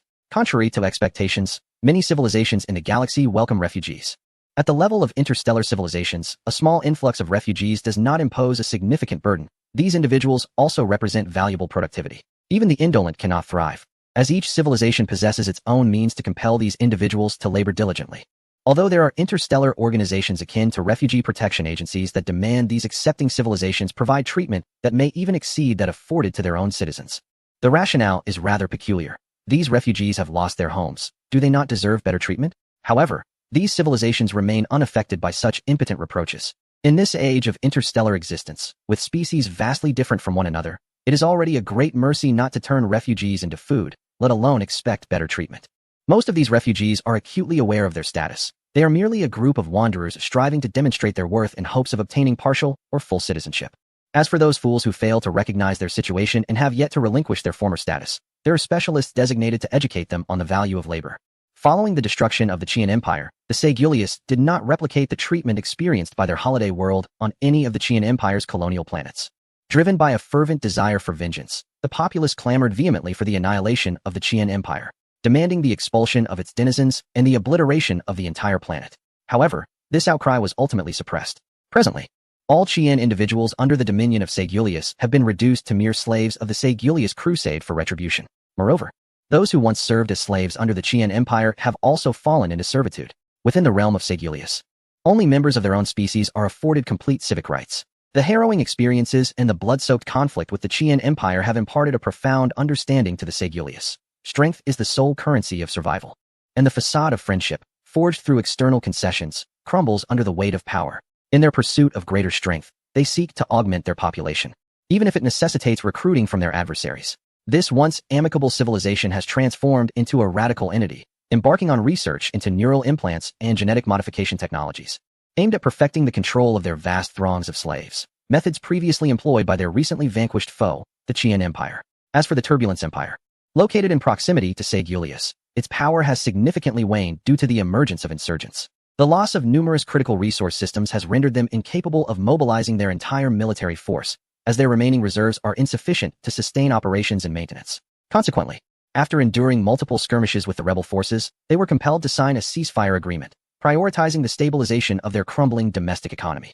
Although the Turbulence Empire does not acknowledge the legitimacy of these rebels, several civilizations that have long harbored grievances against the Turbulence Empire swiftly recognize the autonomy and independence of the insurgents, establishing diplomatic relations with them. Thus, in the current galaxy, two Turbulence Empires have emerged, one dominated by aquatic parasitic organisms, and the other by terrestrial beings suited to desert planets. Each proclaims itself as the rightful sovereign of the Turbulence Empire, each providing its own justification. The aquatic beings assert that the very essence of turbulence is their living environment, from which they derive their civilization's name. Conversely, the terrestrial beings claim they have resided in the deserts since ancient times, fully aware of the preciousness of water sources, thus adopting the springing waters as the emblem of their civilization. Due to their differing narratives, the galactic civilizations have chosen to engage with these two turbulence empires according to their respective diplomatic needs. Consequently, on the galactic star map, two closely adjacent civilizations have emerged, their borders fortified by numerous space bastions and fleets, vigilantly guarding against one another. To distinguish between these two entities, the aquatic Turbulence Empire is referred to as the First Turbulence Empire, while the terrestrial Turbulence Empire is designated as the Second Turbulence Empire. Chapter 107. The Stellar Community. What a monumental event for the entire galaxy. When Blaming gleaned a transmission destined for the entire galaxy from the trade station's receiver, an expression of profound excitement illuminated his visage. Since the crisis of the ring, various civilizations have deepened their exchanges, and Caraibo is no exception. As a universal enterprise, they thrive in the vibrant and competitive expanse of the galaxy. Continuous trade and the establishment of new branches are essential for them to garner substantial profits. To this end, Caraibo has spared no effort in fostering diplomatic relations and extending countless gifts, ultimately succeeding in opening branches in a select few colonial territories. Nevertheless, the benefits reaped have left them in a state of elation. Brenning, one of the company's employees, is acutely aware of the corporate profits. While he harbors confidence in his job security, the fate of his subordinates remains uncertain. However, he senses that the dawn of a new era for the universal enterprise is upon them. Meanwhile, Li Wenyuan, who resides in the tranquil outskirts of the galaxy, also received this broadcast-like announcement. Unlike the disinterested fallen empires, he frequently keeps abreast of galactic affairs, particularly those matters broadcasted across the galaxy. The Starsea community? Upon reviewing the content, he is pleasantly surprised that the galactic civilizations have initiated something he anticipated. In such a vast interstellar society, how could there not be an organization akin to an international entity that once existed on Earth? It appears that the crisis brought about by the ring has finally instilled a sense of unity among them, which is indeed a positive development. The grand stage of the galaxy is gradually becoming more refined. Evidently, more than half of the civilizations have agreed, after deliberation, to establish the Starsea community, a large interstellar organization set to be inaugurated in the upcoming year of the galactic calendar. This notification is specifically directed towards those civilizations that remain aloof and deeply engrossed in their own philosophical pursuits, inviting the vast majority to join the Starsea community. As for civilizations like the Devourer Swarm, they will not join, nor will the Starsea community permit their participation. Furthermore, this organization has sent a special message to the fallen empires of the galaxy, expressing a desire for these ancient civilizations to witness this historic event for the sake of ceremonial significance. While observers received this message, they exhibited little interest in such political occurrences and soon dismissed it. The Silent Ones and the Wayfarers, having long filtered out such trivial communications through their own means, remain immersed in their own worlds. The remaining 3 fallen empires each reacted differently. May I attend? Grey Wind displayed an ample curiosity regarding this matter. At this juncture, the fervor surrounding the awakening empires had subsided, prompting the astute merchants to swiftly pivot their focus towards the galactic crisis. With no new games or films to engage her, Grey Wind found herself in a state of ennui, her enthusiasm for the galactic crisis not nearly matching that for the awakening empires. Consequently, upon receiving the news of the Starsea community's establishment, she felt a surge of eagerness. Li Wenyuan, however, did not intend to impede this matter. Rather, he was secretly inclined to witness the event himself. After all, having spent considerable time in the galaxy, he found the prospect of being a mere observer rather appealing. Thus, they each conveyed their responses. Meanwhile, Queen Pressolin received the invitation to witness, yet found herself hesitating over whether to decline. She was reluctant to engage in such trivial affairs. Yet the advice from humanity to cultivate friendships left her in a state of inner conflict. However, upon discovering that the accompanying token of gratitude was a farm planet stocked with provisions, her spirits lifted, and she readily acquiesced to the invitation. With sustenance on offer, it seemed worthwhile to attend. Even though Pressolin no longer needed to fret over food, her species, having wandered from beyond the galaxy, continued to hoard supplies without restraint. They had even designated an entire star system for food storage, aptly named the Granary, which was marked as a high-risk zone on the galactic map. Even the typically pacifist Pressolin treated this location with utmost seriousness, clearing any beings that ventured too close. However, established interstellar civilizations would not recklessly approach the Granary. In this vast expanse, while food is indeed a necessity for civilization, few lack it. A civilization that has not resolved its internal food issues would find it implausible to contemplate interstellar expansion. Consequently, when they encountered the Hive's lost empire, which held a particular fondness for food, they promptly dispatched envoys to negotiate trade. Both parties reached a mutually satisfactory agreement.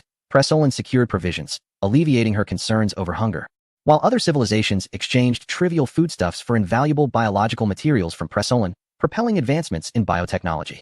Thus, the majority of galactic civilizations held the Hive's lost empire in high regard, as it was the sole civilization willing to trade resources for food. This invitation to the lost empire naturally included them as well. As time passed, more civilizations became aware of the Starsea community. A few authoritarian civilizations, though they pledged allegiance to join the community, privately scoffed at the Galactic Organization. Deeming its disorganized structure utterly ineffective, they believed that only a supreme authority could govern efficiently. They even formed a small coalition to strategize on how to maximize their influence, aiming to reshape the Starsea community into a Starsea empire once it was officially established. As for who would ascend as the Galactic Emperor, they conspicuously avoided the topic, each harboring their own ambitions. Meanwhile, some exceedingly xenophobic civilizations expressed concern over this news, fearing all extraterrestrial beings. Yet it seemed that the galaxy's unification was an inevitable progression. They yearned to remain within their own limited domains, yet straying from the galactic path poses a perilous risk. Consequently, they are compelled to pledge their allegiance to the Starsea community, endeavoring to refine domestic ideologies, at the very least tempering the extremities of xenophobia. Thus, amidst a multitude of gazes, some filled with anticipation, others with joy, scrutiny, or anxiety, the day of the Starsea community's official establishment has arrived. Countless vessels, laden with dignitaries from diverse civilizations, embark towards the designated star system, while those from distant realms have long since organized their personnel to set forth. The headquarters of the Starsea community is strategically situated in a star system free from any civilization's dominion, conveniently located near interstellar trade routes. This tri-star system, composed of 3 celestial bodies, finds its environment in a state of tumult. Nevertheless, the Starsea community intentionally selected this locale and, with substantial funding, successfully erected a stable, colossal space station here. Although the tri-star system is fraught with variables, it remains fundamentally stable. The inherent dangers are of little concern to these interstellar civilizations. Their choice of this site underscores a profound significance. If 3 stars can forge a stable structure, what reason do these galactic civilizations have to refrain from uniting? Thus, the first arrivals, apart from the personnel of the Starsea community, are the lost empires, possessing technologies unattainable by other civilizations. Li Wenyuan and the representative of the mechanical lost empire, along with the nano lost empire, arrived early. The Hive lost empire, capable of traversing subspace through unique means, followed suit. Queen Pressolin dispatched a worker drone, while Li Wenyuan, as customary, arrived aboard a research vessel. Grey Wind attended in person, as she relishes engaging in tasks herself. As a conglomerate of nanobots, she finds little in this galaxy that poses a threat to her. Upon witnessing the Starsea community's choice of this celestial system, Li Wenyuan was momentarily taken aback. Such systems, though not abundant, are not exceedingly rare within the galaxy, and typically, only astronomers venture to such inhospitable locales. Clearly, The Star-Sea community is resolute in its symbolic intent. In addition to the robust and expansive space station, numerous station fleets are present, all to host the inaugural Galactic Conference in this extraordinary setting. As time progresses, the representatives of various civilizations continue to arrive, converging within the space station, awaiting the formal commencement of the conference. This gathering will determine the foundational documents of the Star-Sea community and further regulate numerous matters. However, Pressorin and Li Wenyuan did not enter the conference hall. One was barred entry, while the other had not brought attendees. Grey Wind, on the other hand, did enter. Yet her demeanor suggested a penchant for amusement rather than a genuine interest in the proceedings. As the Star-Sea community extended its invitation, it merely served as a witness. Within the newly established colossal space station, countless beings from diverse civilizations and races had congregated. The Star-Sea World Record engraved a remarkable achievement, the grandest assembly in the galaxy, boasting the highest number of participating civilizations. This day marked a unique moment in the galaxy. On this day, these civilizations finally reached a consensus, at least on the surface. They vowed to progress together.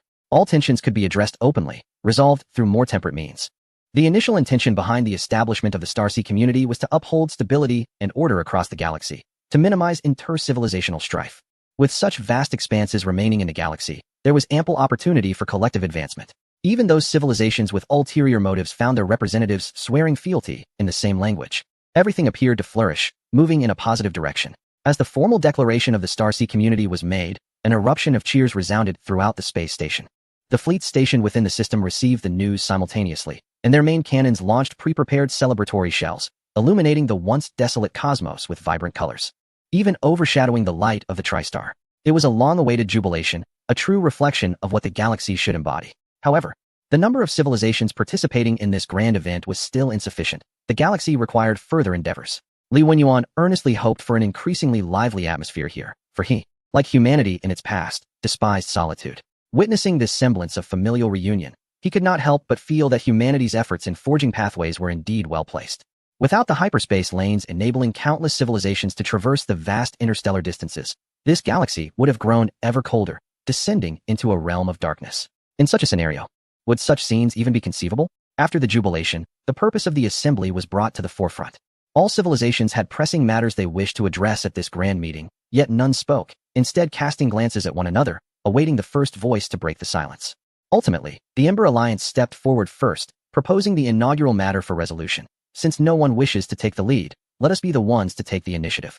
What do you think of establishing a Space Whale Protection Act? Chapter 108. The peculiar cycle. The Assembly Hall of the Star-Sea community was abuzz with excitement, perhaps excessively so.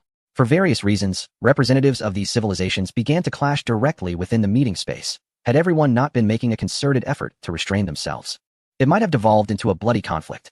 You protect your space whales. Have you, the indigenous civilization, finished your rescue efforts or restored your nature reserves to be managing space wildlife here? Have we touched upon your interests? The hunting of space whales is among your significant sources of income, isn't it? I see nothing but greed in you. In the initial skirmish, the topic introduced by the Alliance of Embers was derided by another civilization, prompting an escalation in linguistic confrontations that ultimately devolved into physical conflict. Observing the escalating tension, a few individuals attempted to divert attention with a novel proposal, the Space Amoeba Protection Act, only to be met with further ridicule. Consequently, not just one, but an increasing number of individuals began to propose increasingly absurd topics. For instance, a motion for an embargo that would sanction over 90 civilizations, including the very civilization backing the proposer, was put forth. These incomprehensible proposals further plunged the conference into chaos, rendering even discussions nearly impossible. Reasonable topics, such as the prohibition of robotic labor or the limitation of military expansion, were overshadowed, casting the assembly into disarray. Even the security personnel, tasked with maintaining order, found themselves at a loss amidst the intricate web of inter-civilizational relations, unsure how to quell the uproar. Meanwhile, Li Wenyuan, who had directly infiltrated the conference's surveillance, was at a loss for words upon witnessing the unfolding spectacle. The galaxy was unified yet rife with divisions. Such a scenario should have been anticipated. The scene evoked memories of Earth, where internal conflicts could arise even within a single civilization. What then of a multitude of interstellar civilizations, each with disparate origins, cultures, ideologies, and thought processes? Shaking his head, he resolved to momentarily step away from his role as a mere observer to quell the farce. Suddenly, the once orderly conference equipment began to malfunction, with lights flashing ominously in red, as if heralding impending calamity. This anomaly managed to momentarily calm the representatives, who gazed in bewilderment at the unfolding scene. Particularly, the personnel responsible for maintaining the space station were sweating profusely in their frantic repairs, utterly powerless against the intruder. Ultimately, a series of crimson holographic texts emerged before each representative. Proposal: establishment of a pangalactic trade market. Proposing civilization. The Guardians, following this. The red glow that enveloped the conference room subsided, and the malfunctioning equipment returned to normalcy, rendering the preceding chaos seemingly illusory. Only the holographic projection continued to narrate the recent events. In an instant, comprehension dawned upon all. The representatives, who had been at odds moments before, quietly returned to their seats and genuinely commenced the first round of discussions on the proposal. However, the necessity for deliberation was moot, as the identity of the proposer alone sufficed to ensure the motion's passage. Ultimately, the establishment of the pangalactic trade market achieved unanimous approval, becoming the inaugural objective of the galactic community. Subsequently, various topics were introduced in succession, and after a series of harmonious discussions, decisions were made regarding their adoption. After the Guardian presented a topic, they vanished without a trace, leaving the gathered representatives of various civilizations engulfed in a sense of shame. They felt utterly disorganized, having resorted to physical altercations right in the assembly hall, necessitating the intervention of the Guardian. How would such behavior be perceived by the protector of the galaxy? Would they deem them a band of simpletons? Ultimately, the inaugural Galactic Conference concluded amid a facade of peaceful dialogue. As for the initial proposal put forth by the Coalition of Fireseeds regarding the formulation of a Space Whale Protection Act, it was tabled for the next meeting with a vote tally of 35 in favor, 35 against, and 30 abstentions. Though they harbored a sense of dissatisfaction, they recognized that this matter could not be resolved in haste. Thus they resolved to continue their advocacy for the protection of space whales, hoping to garner sufficient support in the next assembly. The worker bee of Preselin had returned to the hatchery early, believing its mission accomplished as the warships released their celebratory fireworks. Meanwhile, Li Wenyuan, reflecting on the galaxy's need for further growth, departed the TriStar with Huifeng. It feels rather dull. Huifeng expressed her disinterest, indicating that this expedition within the cosmic community had not provided her with ample amusement. Li Wenyuan, however, found the experience satisfactory, albeit aware that Huifeng's notion of enjoyment diverged significantly from that of the average individual. After a moment of contemplation, he recalled an anomaly previously discovered in the galaxy and decided to leap to that location with Huifeng. Was there a new adventure awaiting them? It certainly seemed so, for the star system he was teleporting to was exceedingly unique. He arrived in a black hole star system, a place he had been unable to explore previously due to his engagements with the ring. Now, however, time was on his side. Upon the arrival of one of his research vessels in this system, he sensed that something significant had transpired here and promptly marked the location. This star system featured a medium-sized black hole at its center, replacing the typical star and serving as the primary gravitational force. What rendered this place particularly remarkable was that all its planets were classified as dead worlds. These dead worlds are a unique type of colonial planet within the galaxy, typically formed after a series of calamities such as wars or disasters, resulting in the loss of most of their habitability. The majority of species from various civilizations cannot survive on such planets. However, certain organisms, akin to cockroaches, thrive in this inhospitable environment. Consequently, these planets are regarded as potential candidates for habitation, and when a civilization's technological prowess or a species' environmental adaptability reaches a significant level, these dead worlds can transform into viable colonies. This black hole star system harbored over 10 of such dead worlds, devoid of asteroid belts or gas giants, consisting solely of these habitable alternatives, prompting Li Wenyuan to suspect that something was amiss. At present, it remains unclear whether there is a connection to humanity. However, he believes that through exploration, he can uncover the secrets of this place. Thus, after bringing Grey Wind here, he commenced scanning the lifeless planets one by one. The black hole spun, and time flowed inexorably. To Li Wenyuan's astonishment, he found no anomalies on these desolate planets. True to their names, they were nothing but silence and stillness. Could it be that the secrets had already been taken away by someone else? Or is it possible that this place is merely a natural formation? While he pondered the circumstances of this star system, he failed to notice Grey Wind's increasingly peculiar expression. She began to glance intermittently at the black hole at the center of the galaxy, as if she had heard something. Yet, the equipment aboard Li Wenyuan's research vessel detected no signals. It was only as they prepared to depart that he caught sight of Grey Wind's hesitant demeanor. "What is it?" he inquired, somewhat puzzled. Given her character, she should not be displaying such an expression. After a moment of contemplation, Grey Wind uncertainly replied, "I believe I heard something calling to me." "What?" Li Wenyuan was taken aback and promptly rechecked the readings on the vessel's instruments, confident that no anomalies had been detected. However, Grey Wind pointed towards the black hole, seemingly unsure of how to express her feelings. "It seems to be coming from the black hole. I know this defies common sense and leans towards the idealistic, but I feel it is in that direction." Her assertion caused Li Wenyuan to furrow his brow, prompting him to regard the black hole with increased caution. He then said to Grey Wind, "Stay back. I will send the ship closer to investigate." With that, the research vessel accelerated towards the black hole. The black hole continued to spin, while the matter being drawn in at high speeds emitted a plethora of rays. forming a luminous accretion disk around it. It appeared as a radiant ring. For a moment, Li Wenyuan recalled the cyclical end in the virtual realm. But he swiftly dismissed this notion and intensified the ship's scanning efforts.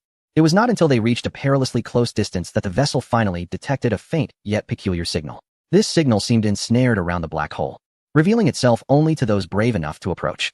Li Wenyuan was well acquainted with this type of signal, as it indicated a connection to humanity. With trepidation, he began to interpret the signal. It appeared to be an audio fragment, with many portions having dissipated over the eons, yet the content still astonished Li Wenyuan.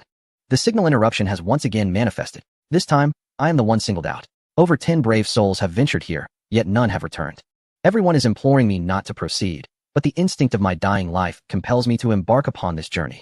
I am a professor, a man who has dedicated his life to the study of physics, and now my existence teeters on the brink, ensnared within this black hole.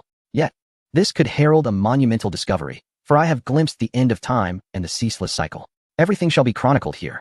This passage resonates with an eerie quality, leaving Li Wenyuan uncertain about where to catalog it within the archives. However, the database's response to this signal momentarily stuns Li Wenyuan's consciousness.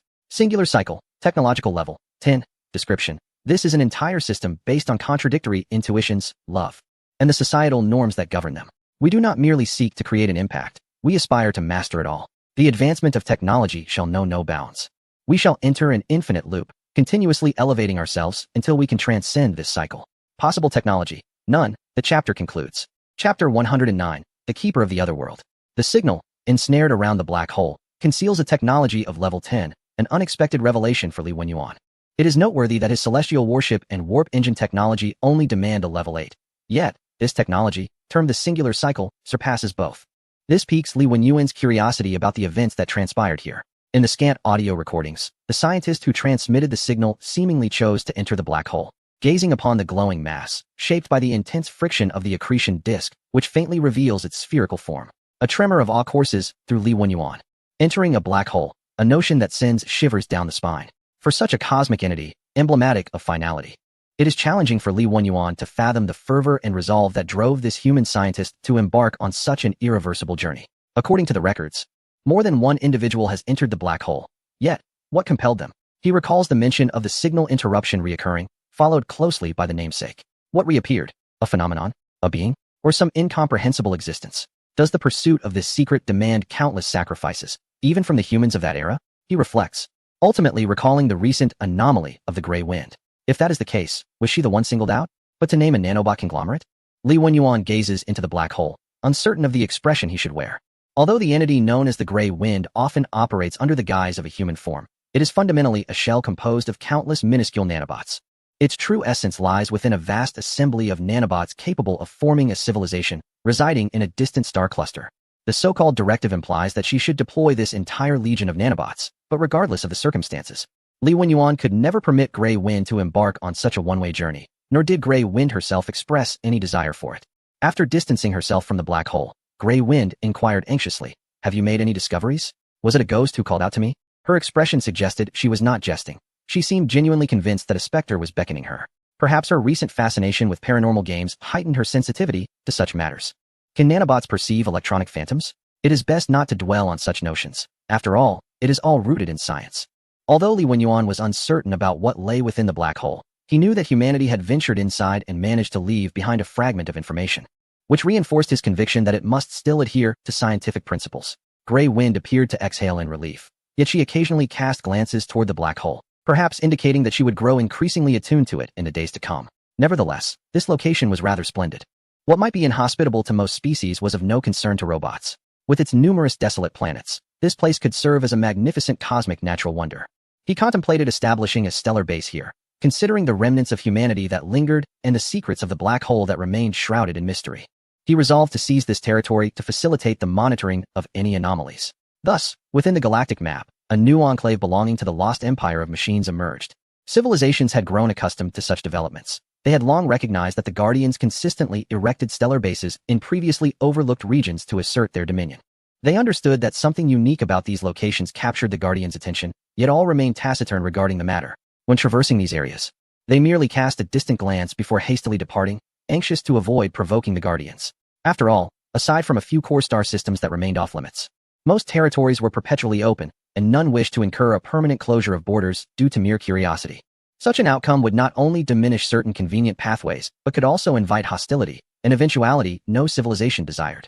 After departing from this peculiar black hole system, Li Wenyuan began to delve into the newly acquired technology of the anomalous cycle. This appeared to be a unique form of cyclical technology, akin to his previous investigations into the gate builders. Through repeated analysis of the gate builders' secrets, he had come to comprehend their essence and discovered the means to unlock their stargates. The anomalous cycle, as described, seemed to represent a form of technology that was perhaps endless in its potential. Each research endeavor yields its own rewards, which may seem trivial at first glance. Yet it harbors a profound significance. What leads to the downfall of a lost civilization? While each possesses its unique reasons, a critical factor remains. They perceive themselves as having reached an impasse, devoid of any potential for advancement. However, if a certain theory were to hold true, that each study could indeed bear fruit, then civilization would be incapable of stagnation. Given sufficient time, the foundation of such a civilization would attain an astonishing depth. Incremental self-improvement over countless cycles would result in a towering accumulation, surpassing any other civilization, with pathways extending far longer. While other civilizations may have reached their terminus, your journey appears boundless, compelling all others to merely gaze at your retreating figure and submit. Could this be one of the secrets behind humanity's formidable strength? Li Wenyuan believes it to be a possibility. Indications suggest that humanity has vastly surpassed any civilization within this galaxy. It seems unlikely that a being stronger than humans will ever emerge, whether in the past or the future. Yet, at this moment, he finds himself with no recourse other than to observe this 10th-tier technology glowing on the tech tree. As its research difficulty is insurmountably high, estimates suggest that completing a cycle of this technology would require a minimum of 2,000 years. And his current research capabilities are insufficient to support such a formidable undertaking. The path ahead is still long. He must cycle through this technology countless times. The galaxy has rarely returned to tranquility, and the Starsea community has been established, with everything progressing in a favorable direction. Truly commendable. Li Wenyuan shook his head and commenced his grand architectural project, a pursuit he ardently cherished, involving imposing structures. As he diverted his attention from the external world, the galactic stage welcomed a new round of performances. In an inconspicuous little star system, faint anomalies were beginning to emerge. Within the galaxy, this system was named after its discoverer, who mysteriously vanished shortly thereafter, leaving no trace of his whereabouts. However, this was merely a trivial matter. Countless space adventurers go missing each year for various reasons, so the disappearance of this discoverer did not attract significant attention. Perhaps only his friends and family would remember this incident, endeavoring to locate a person lost amidst the vastness of the cosmos. Turning his gaze to this unremarkable little star system, it is deemed inconspicuous because it harbors no true stars. The most massive object within the system is a brown dwarf. This type of celestial body possesses a mass greater than that of gas giants, but is significantly smaller than typical stars, with a mass merely 5 times that of the Sun. During its evolutionary process, it failed to accumulate sufficient material, and its inadequate mass prevents it from undergoing fusion, thus rendering it unable to become a luminous star. Thus, within the galaxy, this brown dwarf is referred to as a failed star. The celestial bodies that comprise this brown dwarf system are lamentably few, consisting of merely 2 planets and a handful of minor asteroids. In a sense, this place is a forgotten corner of the galaxy. No one pays attention to such locations, not even astronomers dedicated to the study of brown dwarfs, as it is exceedingly remote. Only that missing space adventurer might have drifted into this desolate realm during their wanderings and discovered it. However, now, this unassuming locale is stirring with unusual activity. On the barren planetscape, transparent luminous entities are beginning to emerge. They appear to embody the essence of void. Their ethereal forms seemingly unaffected by the laws of physics, gently drifting and gradually coalescing into a semblance of life. Initially, it is challenging to articulate the appearance of these beings. They seem to belong to another dimension, rendering their visage incompatible with this universe, steeped in abstraction and chaos.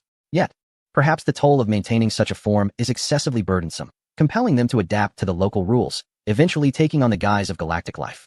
Should any kin of the missing adventurer be present, they would undoubtedly recognize the likeness of these creatures, as their appearance is strikingly similar to that of the adventurer, save for a few distinguishing details. Following their emergence in this desolate expanse, these beings commenced communication in their own language.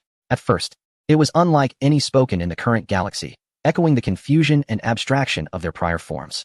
However, as their dialogue progressed, the complexity of their language began to simplify, gradually adopting a semblance of order, swiftly forming comprehensible utterances.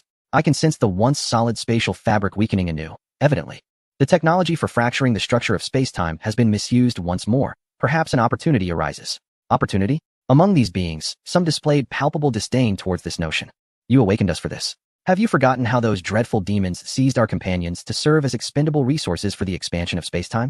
The words of the speaker caused a visible tremor among the others, with several nearly losing their stable forms, on the verge of reverting to their previous luminous state. The surface of the barren planet fell silent once more, as if all were rendered mute in contemplation. Until, in a barely audible voice, someone proposed, "Perhaps we can use this deceptive guise to quietly observe the galaxy? If we adhere to the principles of civilization, we may remain undetected." His suggestion incited a momentary stir among the crowd, yet the outcome was unexpected. Those in favor of the idea narrowly outnumbered those against it, by a margin of 51. Confounding. Some individuals were exceedingly enraged. It seemed as though they had lost their minds. A feeble creature from our realm had instigated such grand ambitions within you? Have you forgotten the very reason we have concealed ourselves in this desolate place?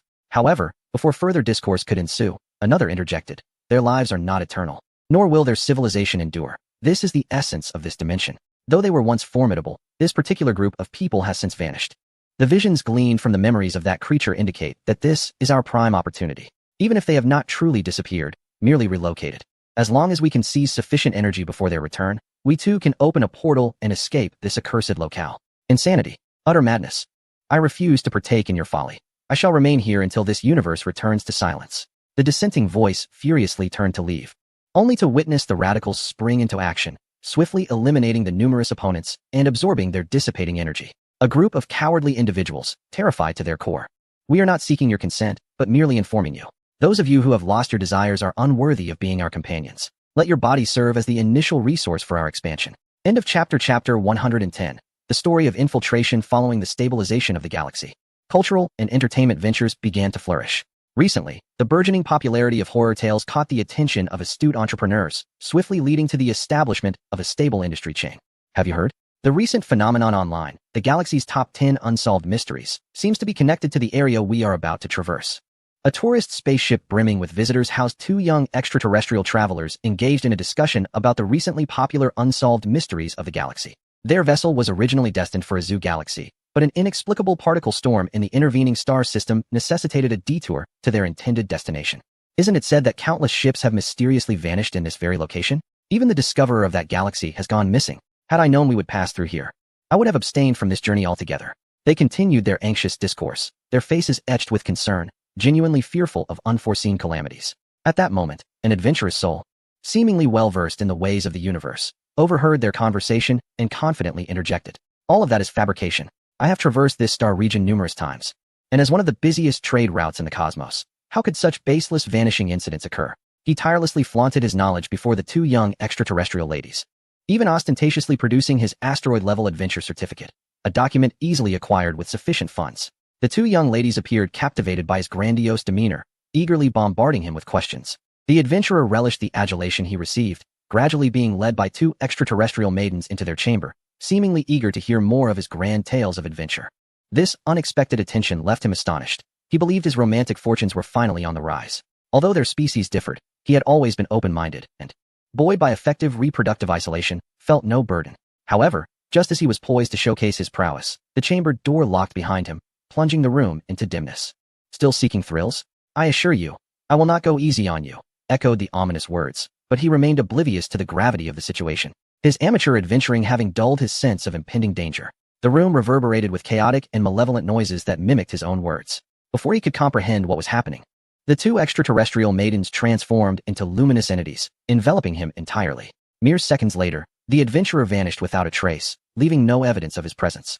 When the lights flickered back on, three figures remained in the chamber, each wearing a peculiar smile. Look, beings from this dimension are remarkably foolish. It is truly baffling how such dreadful demons could originate in this place. Enough chatter, we must infiltrate swiftly. I can hardly wait to escape this wretched locale. Consequently, the tourist spacecraft lost contact for a brief period upon entering a brown dwarf star system, prompting the tourism department responsible for maintaining communication to enter a state of heightened alert, nearly dispatching personnel to investigate. However, the spacecraft soon reappeared on the tourist star map, reporting interference from a particle storm. Such occurrences were not uncommon in interstellar travel, and as a result, no one suspected foul play, allowing the incident to fade from memory within a few short days. Yet, those who returned from their travels gradually reintegrated into their respective civilizations, ultimately causing significant repercussions. On the home planet of the Cygnus Revenge Crusaders, the leader of this vengeful civilization was engrossed in a flurry of bureaucratic duties. Despite electronic reviews having become the norm, He clung to this less efficient method, a means of etching the past into his memory. He was the one who once guided an entire civilization towards xenophilia, and he was also the architect of its militaristic authoritarianism. He placed no blame on his current self, but felt remorse for his former self. On the first day following the destruction of the vacation planet, enraged citizens vilified him, deeming him a cowardly evader responsible for the deaths of billions of his compatriots. Malicious accusations and curses threatened to overwhelm him, compelling him to resign from his leadership position. Yet, he rallied, channeling his vengeful fury to withstand the pressure. Swiftly reorganizing the government with an iron fist and waging an unrelenting war against the adversarial Qian Empire. He succeeded in eradicating this foe from the annals of history forever. Yet, he also faced failure. Each time he closed his eyes, he could almost perceive the anguished souls of countless compatriots wailing at him. This sorrowful emotion had taken him through a prolonged period of healing before he could nearly free himself from its grasp. Nevertheless, he persisted in handling tangible documents daily, just as he had on that fateful day when he first received the dreadful news. He aimed to engrave this event into the fabric of his existence. As a constant reminder to himself, he must remain cold-blooded. Only in this manner could he protect everyone. The leader rubbed his somewhat stiff wrist, rising to stretch. Suddenly, he felt the entire leader's residence tremble, as if some unforeseen incident had occurred. However, upon closer inspection, there was no sound to be heard. The leader furrowed his brow and swiftly drew his sidearm, activating his communication device while aiming the weapon toward the entrance. What is happening? He utilized the security communication channel to ascertain what had just transpired. Initially, there was a crackling sound of electricity, followed by a voice connecting. Leader. An explosion has occurred in the pipes beneath the residence. The engineering team is currently undertaking emergency repairs, but the possibility of a secondary explosion cannot be ruled out. For your safety, please vacate the premises immediately. The leader remained silent, his gaze fixed on the entrance, while his peripheral vision caught the wall-mounted surveillance monitor. The footage revealed a scene of calm, with individuals hurriedly passing by, seemingly responding to evacuation orders, while guards managed the situation, lending an air of authenticity to the chaos. After a moment of silence, the urgency in the voice on the communication device escalated. Leader? Leader? Have you departed? It is becoming increasingly perilous here. We must act swiftly. Still, the leader refrained from responding, instead shifting his focus away from the monitor, returning to his chair, discarding the weapon beside him, and retrieving a concealed button. Only then did he calmly articulate. Who are you? Or rather, who are you all? There is no need for pretense. I am well acquainted with everyone here. Your impersonations are convincing, yet perhaps you have yet to acclimate to this environment, as some subtle details have betrayed your true nature. However, the voice on the other end seemed undeterred by his demeanor, continuing with rising urgency. Leader? What are you saying? If you do not leave soon, it will be too late. Hearing this, the leader shook his head and replied coolly. You desire my corporeal form, do you not? That is why you seek to lure me out. I am astonished that even this heavily fortified place has been so thoroughly infiltrated by you. You are well aware of the explosives buried here.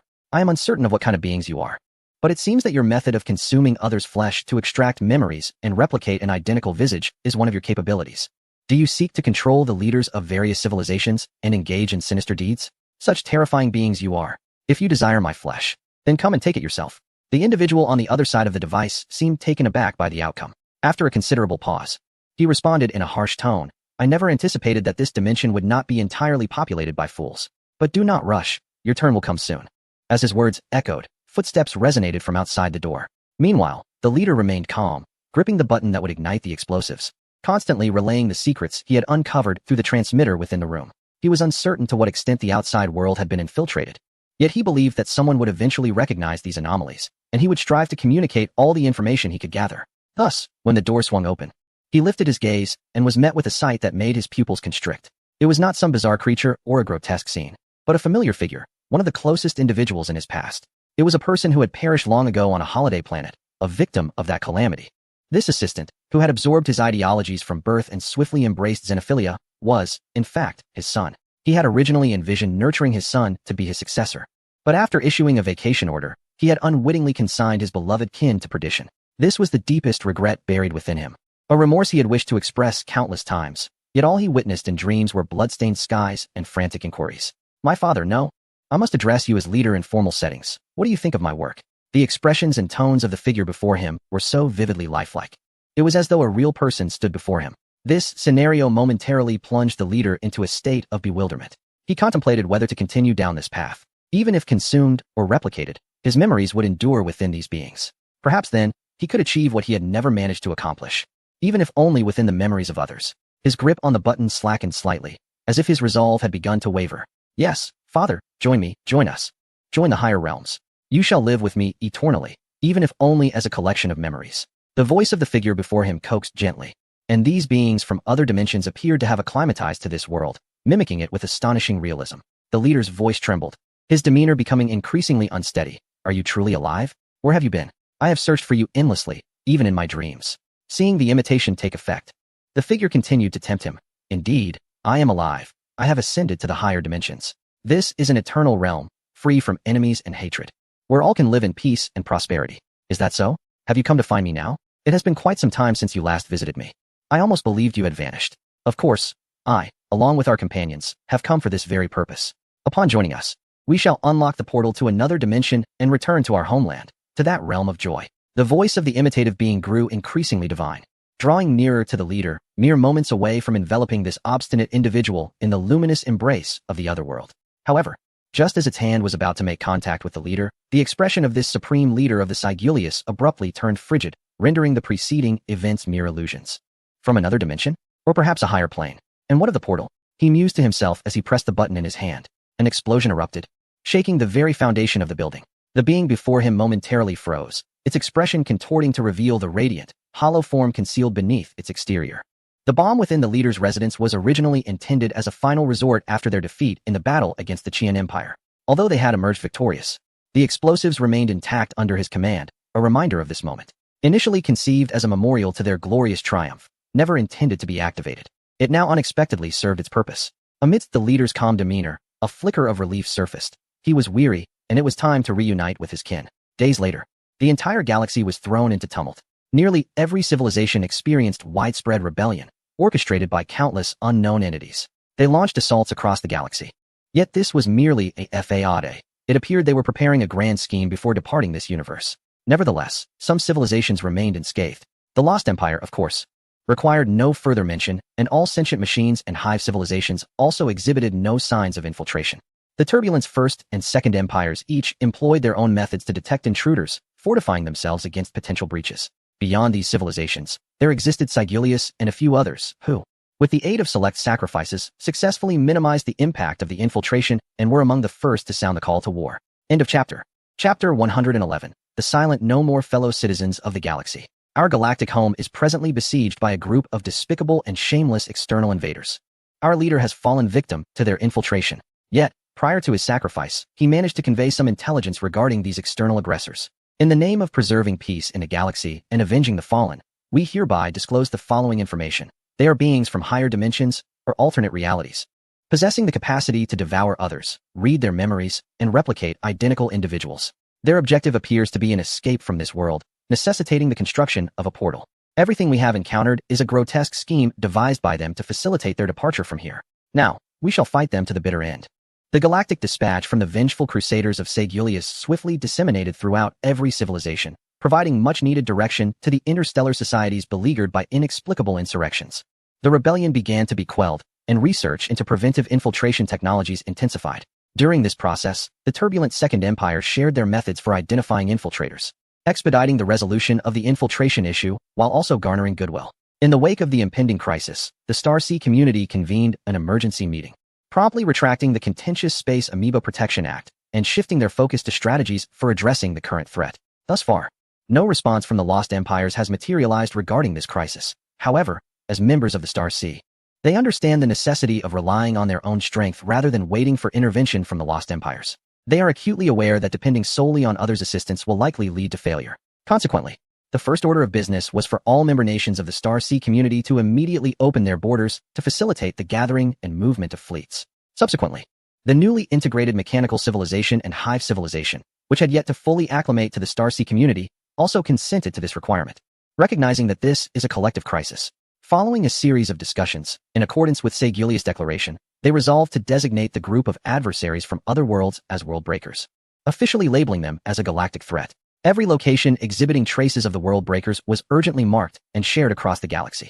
Nearby fleets were instructed to commence extermination plans without delay. Although they were not yet fully united, a sense of overall solidarity was gradually emerging. Even the two turbulent empires, typically at odds, temporarily opened their borders, at least outwardly affording each other the courtesy. Subsequently, the civilizations on the verge of defeat from the rebellion began to summon execution fleets for support. While civilizations were unwilling to relinquish their entire strength to the Starsea community, Contributing a portion to the execution fleets was an attainable goal. Meanwhile, other civilizations with available resources would offer assistance to their neighbors, thus earning goodwill. Soon, the infiltration issues instigated by the World Breakers were suppressed to a manageable extent. And with the passage of time, these infiltrations could be gradually eradicated. This outcome deviated significantly from the World Breakers' original intentions. They had anticipated that the ensuing rebellion would at least occupy half of the interstellar civilizations in civil war, while the other half would perish. The root of this unforeseen consequence lay in their flawed assumptions about their own infiltration, as some individuals had obtained their information and disseminated it beyond their grasp. In order to prevent further civilizations from discovering their existence, the boundary crossers were compelled to hastily incite a rebellion, resulting in many of their original plans remaining unfulfilled. The impact was minimal, at least a portion of their objectives had been realized. As long as they could disrupt this universe, the others would lack the energy to concern themselves with them, thus granting ample time to reconstruct the portal. One of the boundary crossers reverted to a state of pure energy and began to channel a unique force. This power bore a striking resemblance to the psychic energy of the virtual realm, yet it possessed distinct differences. Its manifestations within this universe appeared somewhat akin to psychic energy. The beings previously consumed by them had all been transformed into pure energy, sculpted within the void into colossal luminescent entities resembling warships. These entities, composed entirely of energy, seemed to exist beyond this dimension, yet, constrained by the rules of this universe, they largely retained the appearance of warships. Each time they traversed this space, they seemed to evoke ripples, as if something were being destroyed and then rapidly reconstituted. Though the number of these luminous vessels they could form was limited, it sufficed for their immediate needs. They were merely a defensive force. The majority of their energy was required to create the portal, enabling their return to their former world. Thus, within the unremarkable brown dwarf star system, a glowing cylindrical structure began to coalesce gradually. Above it, a structure unfurled like an umbrella, and through the transparent luminescent energy, it appeared as though another dimensional world was surging. Beneath the cylinder, the fabric of space began to shimmer with ripples. The space-time structure was being compromised, akin to the workings of a jump engine. However, this disruption of space-time was not undergoing reformation, but rather becoming increasingly fragmented, as if a rift were about to tear open, creating a passage between two dimensions. This was the aspiration of the boundary crossers all along. Since their arrival, they had witnessed their brethren being seized by a terrifying species, used as expendable resources to disrupt the continuity of space-time. Through their understanding of the local language, they discovered that this fearsome species referred to them as higher-dimensional demons, thus comprehending the meaning of the term demon. Yet, after enduring countless despairing experiences, they recognized that it was this terrifying species that truly deserved the title of demon. They, the invaders, were merely subjects of physical experimentation. After paying a steep price, they concealed themselves and vowed never to act again, cherishing the precious life they had fought to preserve. However, as time passed, their adaptation to the rules of this realm waned, and some could not resist harboring sinister thoughts. After consuming a passerby and accessing his memories, the boundary crossers realized that the demons seemed to be absent from this place. In their quest to return to their long-lost homeland, they resolved to take a desperate gamble. They eliminated all opposition and, through infiltration and disruption of the galactic situation, utilized their remaining energy to return to their former world. To this end, they have resolutely cast aside their already fragmented high-dimensional biological self-esteem, resorting to infiltration as a means to buy time. Now is the moment they witness their return. Sadly, their aspirations are destined for failure. Various objective factors have already determined that when they chose to emerge, this universe would no longer harbor a place for them. Within the realm of the lost mechanical empire, Li Wenyuan has gleaned insights about this group known as the Boundary Breakers through Galactic news. Initially, he intended to proceed with his usual pest control measures, but upon closer observation, he discerned that these Boundary Breakers were quite ineffectual. Their primary combat capabilities were even inferior to those of the infiltrated galactic civilization's own fleets. As outsiders, they were remarkably underwhelming. He found no inclination to descend to their level, and judging by the response from the galactic community, this minor crisis was unlikely to stir significant turmoil. It served as a decent test of the unity among galactic civilizations. Should these boundary breakers exhibit some of the unique traits characteristic of their high-dimensional existence, he might consider intervening. Thus, he eagerly anticipated that they would display some prowess, lest they be overwhelmed by the united galactic civilizations. However, just as he prepared to extend encouragement to the galactic civilizations, an unexpected entity from the Lost Empire emerged, issuing a somewhat profound announcement. We are not the Breakers. We are the Silent Ones, a group of reclusive old-timers hesitant to expand. I believe it is time for us to fulfill our duties. Rest assured, our fleet will not harm you, at least during this crisis. We shall assume the role of guardians. We will eradicate these zealots and complete our final mission. The chapter concludes here. Chapter 112. The Boundary Breakers, the Silent One's response to this crisis was unforeseen by all civilizations, including Li Wenyuan. To them, anyone might react to the crisis. but the Silent Ones were deemed unlikely to do so. According to the historical records accessible to the galaxy, this silent lost empire had never taken action beyond cleansing their borders. True to their name, any attempts at communication, save for their own proclamations, would be met with disregard. Perhaps it was their aloofness, or perhaps there were reasons unknown to the masses.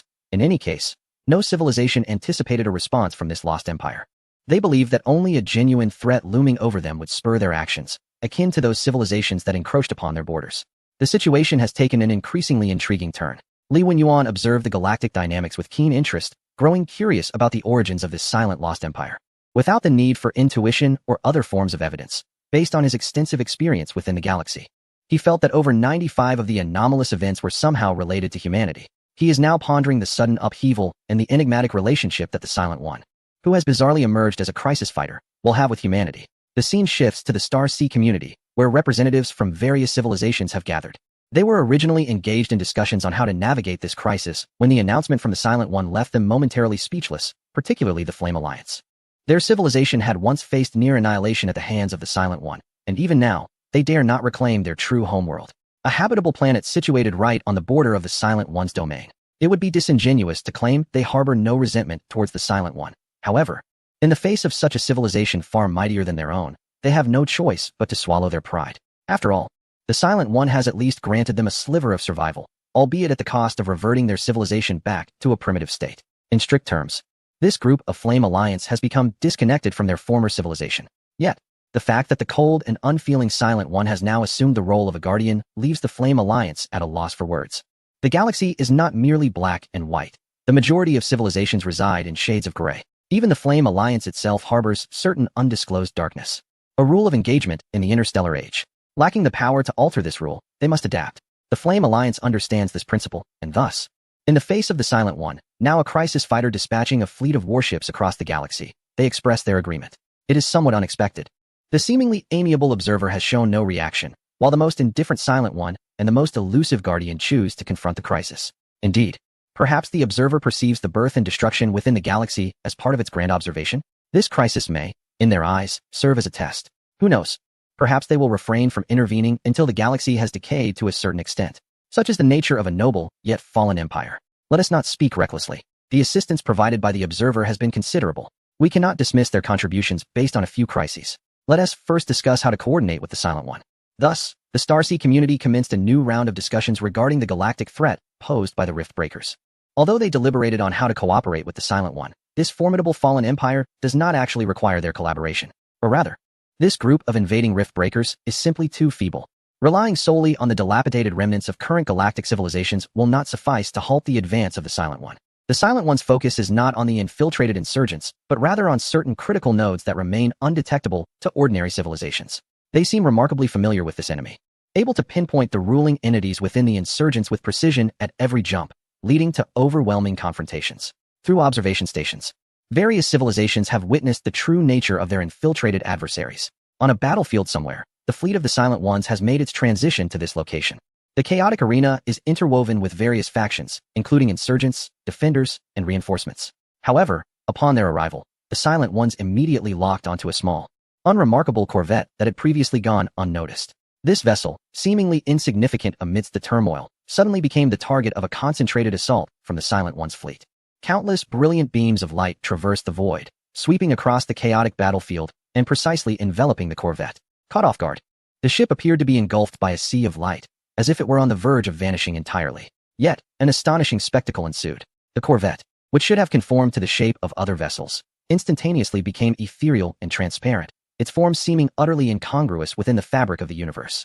Just as the sea of beams was about to strike, they curiously veered away, passing harmlessly by without inflicting any damage. Amidst this radiant energy, a peculiar luminescent warship emerged, as if imbued with magical properties that compelled the energy to steer clear of it. This extraordinary sight immediately captured the attention of various civilizations. After extensive discussions among a multitude of researchers and computational devices, it was determined that the technology employed by this glowing warship likely diverged from the fundamental laws of physics in this universe. The conflicting theories nearly led them to believe their calculations were erroneous, but after countless validations, the seemingly impossible conclusion emerged as the definitive answer. The technology used by these boundary breakers indeed appeared to originate from another world. However, This scenario seemed to have been anticipated by the Silent Ones, who chose to launch a saturation attack merely to coax the hidden entities into revealing their true forms. Subsequently, an odd weapon revealed itself aboard the Silent One ships. Its abstract design was so perplexing that no one recognized it as a weapon. Many mistook it for some functional device. Then, with a flash of green light, several deep green, semi-transparent beams struck the luminescent vessel. Though they appeared unremarkable, the very space around them seemed to warp upon contact. Debris in their path was disintegrated into a peculiar form of energy, enveloping the glowing ship along with the beams. The once seemingly invincible vessel now appeared to sustain immense damage. The laws maintaining its shape faltered, causing the entire ship to contort into a chaotic array of colorful blurs, losing any semblance of its original form. Within mere seconds, these blurs shattered completely, dispersing into countless scintillating particles, swiftly erased from the cosmic expanse. Throughout this process, various civilizations detected a unique signal, seemingly emanating from the dissipated light in its final moments. Though chaotic and disordered, they managed to decipher a portion of the meaning, resembling a blend of shock, confusion, incomprehension, and curses. Before they could pay their respects to the fleet of the Silent Ones, the elusive vessels departed. Their jump engines seemingly unique, with an impressively brief recharge time. Following the disappearance of the luminous ship, chaos erupted among the rebels in this star system. Countless enemies, appearing formidable, suddenly disintegrated, transforming into light spots reminiscent of the luminous vessel's dissolution, only to dissolve into the cosmic backdrop. The commandless rebel fleet was swiftly routed, and the local civilization reclaimed their vessels seized by the insurgents with minimal losses. Although the Lost Empire regarded these as mere scraps, for these civilizations, they represented invaluable treasures, and every effort was made to recover them as much as possible. Yet, have you noticed how the Silent Ones seem profoundly familiar with this group of adversaries? They effortlessly identified the critical issues and decimated the opposition with ease. Indeed, judging by their swift and decisive methods, it suggests that the Silent Ones had previously engaged with these enemies and were well aware of their tactics, or perhaps their detection technology far surpassed our imagination, enabling them to effortlessly identify anomalies that eluded our senses. Regardless of the reason, it bodes well for us. Given the current circumstances, this group of world breakers is unlikely to cause significant upheaval. Witnesses of this battle, after brief discussions, swiftly returned to combat readiness, as certain areas yet untouched by the Silent Ones still required their assistance.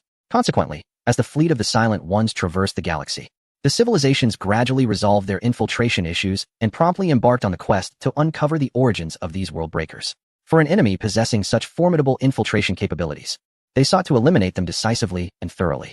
As more regions were purged, they finally pinpointed a remote and desolate star domain. At this moment, the Silent Ones launched their final assault. Countless warships from various civilizations surrounded a brown dwarf star system, unaware that the source of all their troubles lay within such an unassuming system. Had it not been for this crisis, they might have remained oblivious to the presence of a batch of interdimensional invaders concealed in such a locale until the galaxy's demise.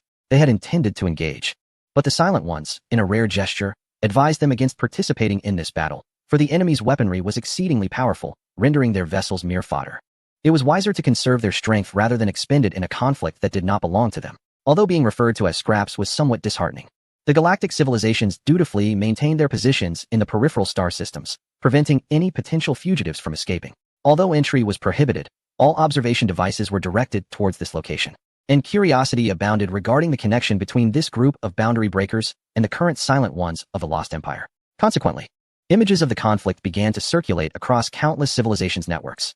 The familiar luminescent warships anchored at the center of the brown dwarf star system were unlike the smaller vessels previously encountered. Each ship possessed a colossal size comparable to that of a Titan flagship. This immense scale brought unparalleled firepower and defensive capabilities, resulting in even the Silent Ones sustaining losses in the process. Yet, this was not the most captivating aspect. The most astonishing revelation was the mysterious space structure protected by these luminescent warships. This translucent, fungus-like architectural marvel was rooted in the void, gathering a formidable and unique power concentrated at the spatial interface below. This seemed to be the energy wielded by the boundary breakers, a technology derived from higher dimensions. Their apparent frailty stemmed from the fact that the power they had absorbed was primarily utilized to sustain this anchor structure. Their relentless disruption of the galaxy was aimed at achieving a purpose that slowly emerged beneath this edifice. A space vortex, reminiscent of a wormhole, was gradually opening, with bizarre energy storms flickering within, exuding an aura of destruction. Yet, through the gaps of the storm, all observing civilizations sensed an extraordinary world on the other side, entirely distinct from this universe, where the familiar laws of physics were redefined, just as the origins of these boundary breakers suggested. This realm might be a higher dimensional world from whence they came and to which they would ultimately return. Chapter 113. The secrets of the Silent Ones, the peculiar rift in space-time had been opened, yet the boundary breakers did not depart immediately. Instead, they appeared overwhelmingly anxious. Individuals concealed within the luminescent warships were incessantly exchanging communication in their unique tongue. What is happening? The passage has been opened, yet an additional barrier is preventing our passage. How strange. Each portal's opening should have attracted the attention of our kin. Why has no one crossed the threshold to arrive here? Is it the interference from that strange barrier? Those boundary breakers, who had once believed they were on the verge of liberation from their plight, now found themselves in a state of utter confusion, unable to comprehend the unexpected circumstances. Their plans had been disrupted, and despite enduring numerous sacrifices, they had finally managed to reach the moment the portal was activated. During this process, the overwhelming resentment, coupled with the absence of the species they referred to as demons, ignited thoughts of vengeance within them. They would open the portal and summon their kin who had failed to arrive in this dimension, then consume this galaxy entirely to avenge their grievances. Yet, all the anticipations faltered at this final moment. Each scheme they regarded as a culmination was met with unforeseen occurrences. In one of those individuals, I could sense a familiarity, albeit with a subtle distinction, suggesting a connection to us.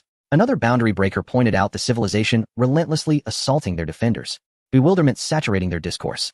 Initially, they presumed allies had arrived, only to be met with a ferocious onslaught upon entry. The singular high-dimensional aura they emanated was difficult to replicate, which only deepened their perplexity. However, this confusion was soon dispelled. The fleet of the Silent Ones, amidst the intervals of main cannon fire, discreetly activated their peculiar abstract weaponry. While these boundary breakers were still employing conventional defenses, a sudden and fierce strike ensued.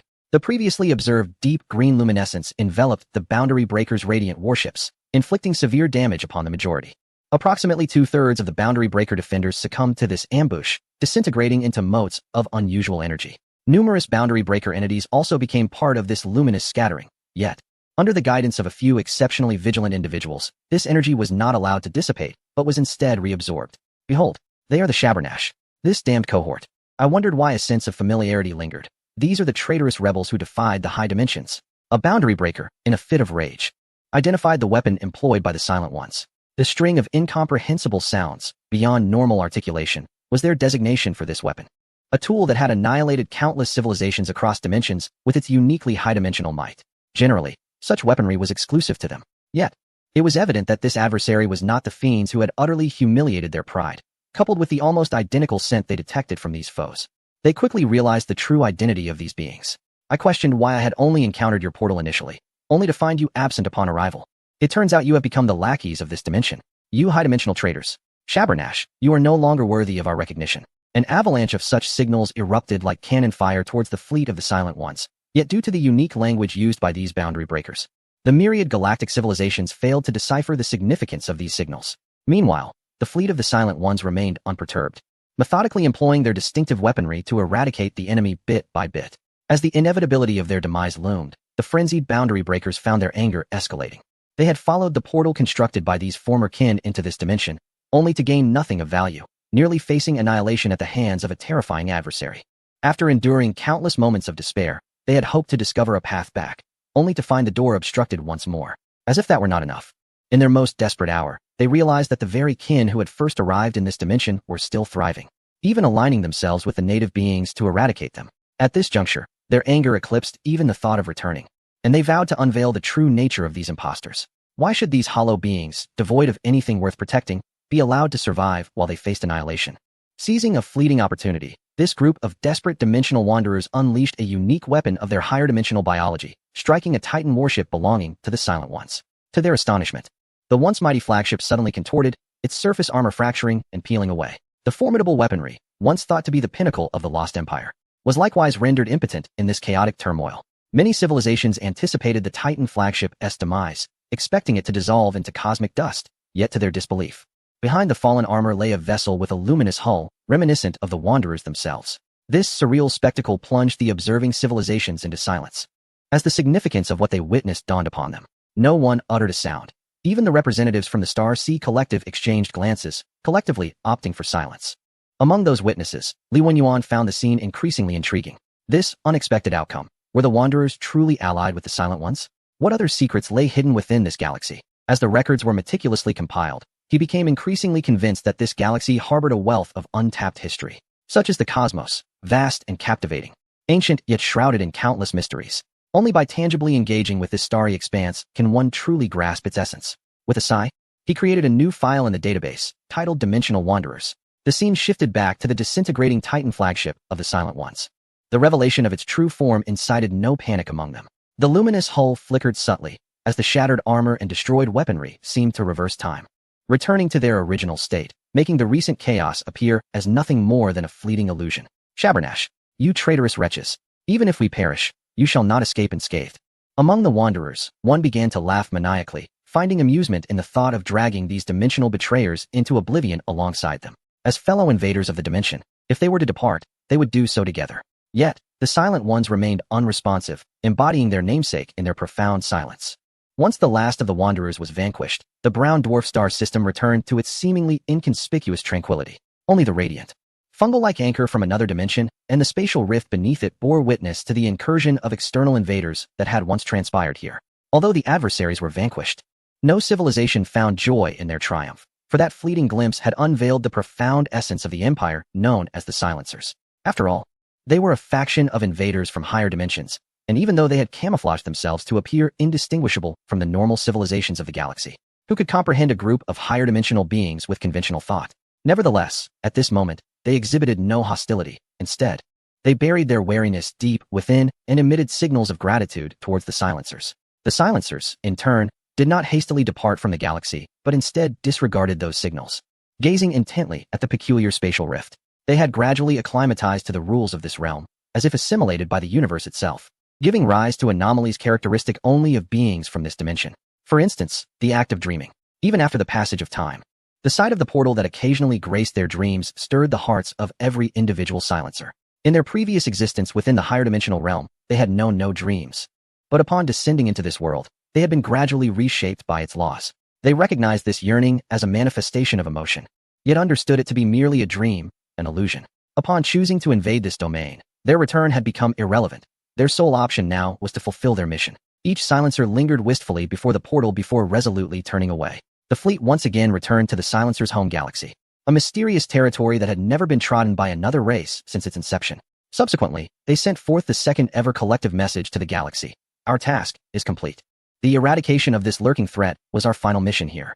Our history is not worthy of praise, nor do we wish to engage in this trivial game of galactic diplomacy any longer. Thus, your caution is entirely unwarranted. We shall depart shortly, and any trace of our existence will soon be swallowed by the annals of history. I must admit, it is fear that renders us sensitive to any border transgressions. In retrospect, this seems woefully cowardly. We need to embrace courage, and that includes you as well. Farewell, pitiful little creatures. We are boundary breakers, a group of invaders who chose the wrong dimension. Yet at least we are fortunate, for we shall depart as the Silencers. Following this message, a tremendous surge of energy resonated within the Silencers' borders, as if something had exploded. Each of their star systems experienced a momentary disconnection, with even the light of the stars fading away. Yet, it was but an instant. These star systems re-emerged, but this time, when detected, they were shrouded in silence, as if the entire Silencer presence had vanished from this galaxy. Such circumstances have left the entire galactic civilization in a state of bewilderment, struggling to comprehend the unfolding events. However, Li Wenyuan's perspective diverges. At the very moment the Silent Ones issued their galactic communique, he detected the peculiar fluctuations concealed within the signal. This represented an entirely new encryption method, yet bore a certain familiarity, reminiscent of techniques employed by humanity. Through meticulous analysis, he unraveled the true essence of the message contained within the communique. Encrypted file record keeper. Professor, this is an experimental information recording method. I endeavor to fragment these details within their subconscious. When they attempt to convey a multitude of thoughts simultaneously, they inadvertently compose these unique fluctuations in the signal, which only we know how to decrypt. If successful, I would be elated. However, failure bears no consequence, as the recorded content is not of paramount importance. We have captured the initial batch of higher dimensional beings and learned that they possess multiple factions, which will increase in number as the portal remains operational. Per the experts' directives, this first group of higher dimensional beings has been utilized to engage in conflict with the second batch arriving, in order to test her sociological theories. She seeks to understand what societal structures will emerge when higher dimensional beings descend into lower dimensions. Will their societal formations mirror those of conventional civilizations? I am uncertain whether she has derived conclusive results, but given the significant losses among the higher dimensional beings, this sociological experiment was ultimately halted. Through research, I discovered that this group of higher dimensional beings possesses an extraordinary comprehension of space and dimensions, along with a mastery of certain advanced technologies. Upon interpreting this knowledge through our dimensional lens, we have developed several novel innovations. Moreover, these higher dimensional beings can serve as material to extend the range of our leaps. When utilized as consumables, their efficacy is remarkably impressive. Consequently, we removed the remaining second batch of higher dimensional beings along with the newly arrived third batch to experiment with the possibilities of grand leaps and lower dimensional incursions. There is no need for sympathy towards these invaders. According to our intelligence, they have obliterated countless lower dimensional civilizations. It is now a matter of retribution. However, given that a portion of the escapees remains untraceable, we have retained the first batch of higher dimensional beings to conclude the matter. This group exhibits the greatest capacity to absorb our teachings and comprehend our intentions. With further cultivation, they may enrich the diversity of species within the galaxy, and perhaps the universe itself. But is this not the responsibility of the experts? To the fortunate recipients who successfully received and understood this message, I have left you a gift. Amidst the vast cosmic sea, this too is a form of fate, is it not? End of chapter 114. The silent gift. Upon reading the concealed signals within the communique from the silent ones, Li Wenyuan remained remarkably composed. He had anticipated this outcome, and upon its confirmation, he experienced an almost nonchalant acceptance of the revelation. Even if a message were to arrive now, proclaiming that humanity has entered the realm of the 10th dimension, he would find it entirely acceptable. Should I be incredulous? He marveled at this. Beginning to examine the so-called gifts left within the signal, as he had anticipated, it was yet another coordinate of a galaxy, one that had never before graced the star charts, indicating the discovery of a new galaxy. Without much hesitation, a research vessel set course for this gift galaxy. At the very moment Li Wenyuan commenced his search for the gifts, the galactic civilizations finally emerged from the shock of the silence of the lost and began a large-scale expedition in pursuit of the traces they had left behind. This was a tangible legacy of great significance, still fresh. If they did not act swiftly, they would be left with naught but the remnants. Consequently, upon discovering that the planets, cities, and structures of the silence bearers had been preserved, unlike the complete erasure experienced by the Watchers, excitement surged through them, urging an immediate commencement of exploration. Naturally, this process was not devoid of friction. However, such chaos subsided rather quickly. The effective coalition of the Star Sea community once again rose to the occasion, organizing joint development efforts to ensure that every civilization could partake in this grand feast of discovery. A portion of Li Wenyuan's research vessels also ventured into the former territories of the Silence Bearers, though his interest lay solely in the historical aspects, particularly those potentially connected to humanity. As for the technologies, he unearthed but one possibly useful artifact, the technology corresponding to the enigmatic weapon employed by the Boundary Breakers. High-dimensional weapon, Boundary Breaker. Technological level, 6. Description. This is a product derived from high-dimensional technology that has undergone localized modifications upon its understanding. Its core mechanism involves distorting physical laws to achieve destructive effects. However, the physical rules of this universe are quite robust, and our technology is formidable, thereby limiting its effectiveness. At least, it holds little utility for us. Perhaps it could be of use against weaker foes? Potential technologies. None. After experiencing the weapon's power firsthand, he concluded that, in terms of destructive capability, it was utterly incomparable to the light cannon. Its ability to distort rules was slightly useful. Perhaps it would find application in the future. Meanwhile, the galactic civilizations, accustomed to the research vessels of the Guardians, paid little heed to this development. While they remained embroiled in debate, Li Wenyuan had already completed his survey of the region, uncovering no remnants of humanity. Perhaps the Silence Bearers themselves constituted the greatest relic of all.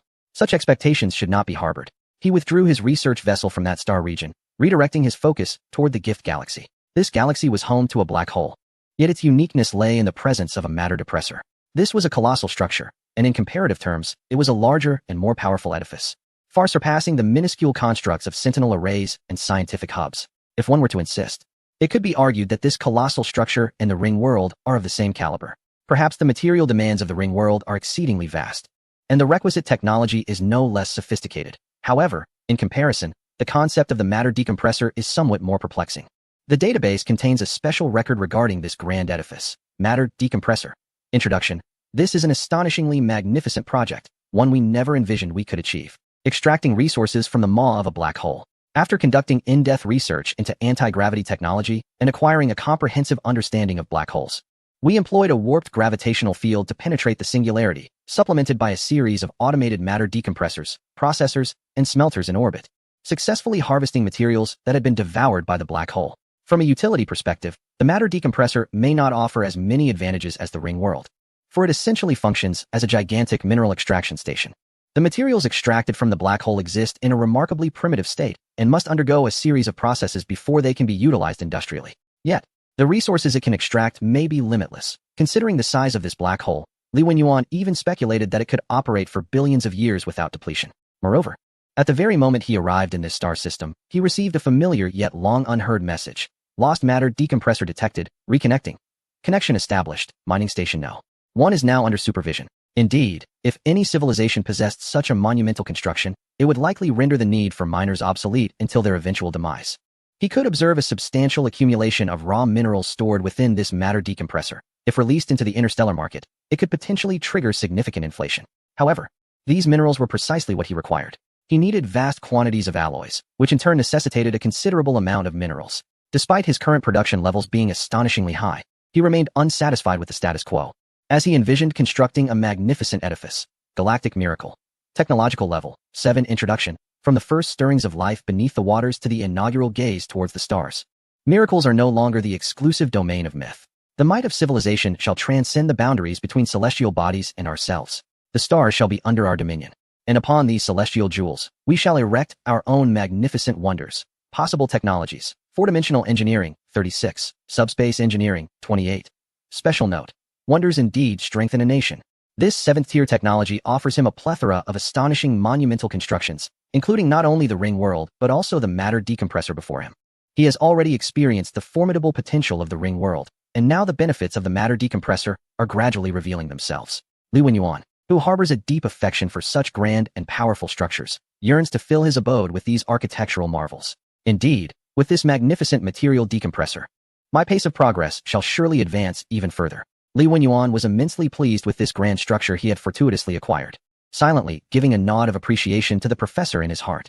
At this moment, he possessed a circular world, a material decompressor, a colossal dry dock, a scientific hub, a psychic beacon, and an incomplete sentinel array. These formidable edifices provided him with substantial support, even though he had constructed only half of them himself, with the most efficient ones being salvaged. Nonetheless, this did not deter his unwavering determination to create monumental constructions. This was undeniably foundational infrastructure.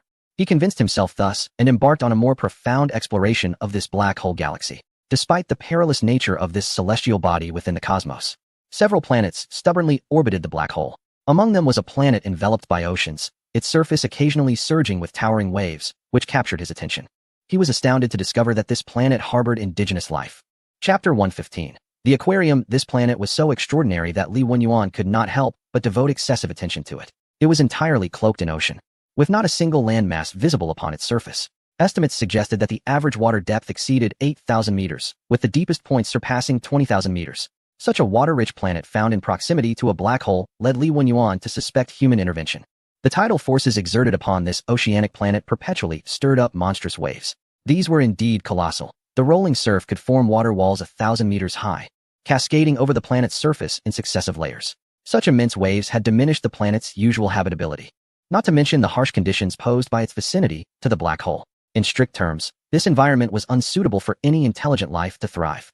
This peculiar phenomenon of massive waves prompted Li Wenyuan to dub this extraordinary oceanic planet the Waves Planet. After all, oceanic planets have the potential to give rise to intelligent life, as exemplified by the turbulent First Empire, whose aquatic beings originated from a placid oceanic world.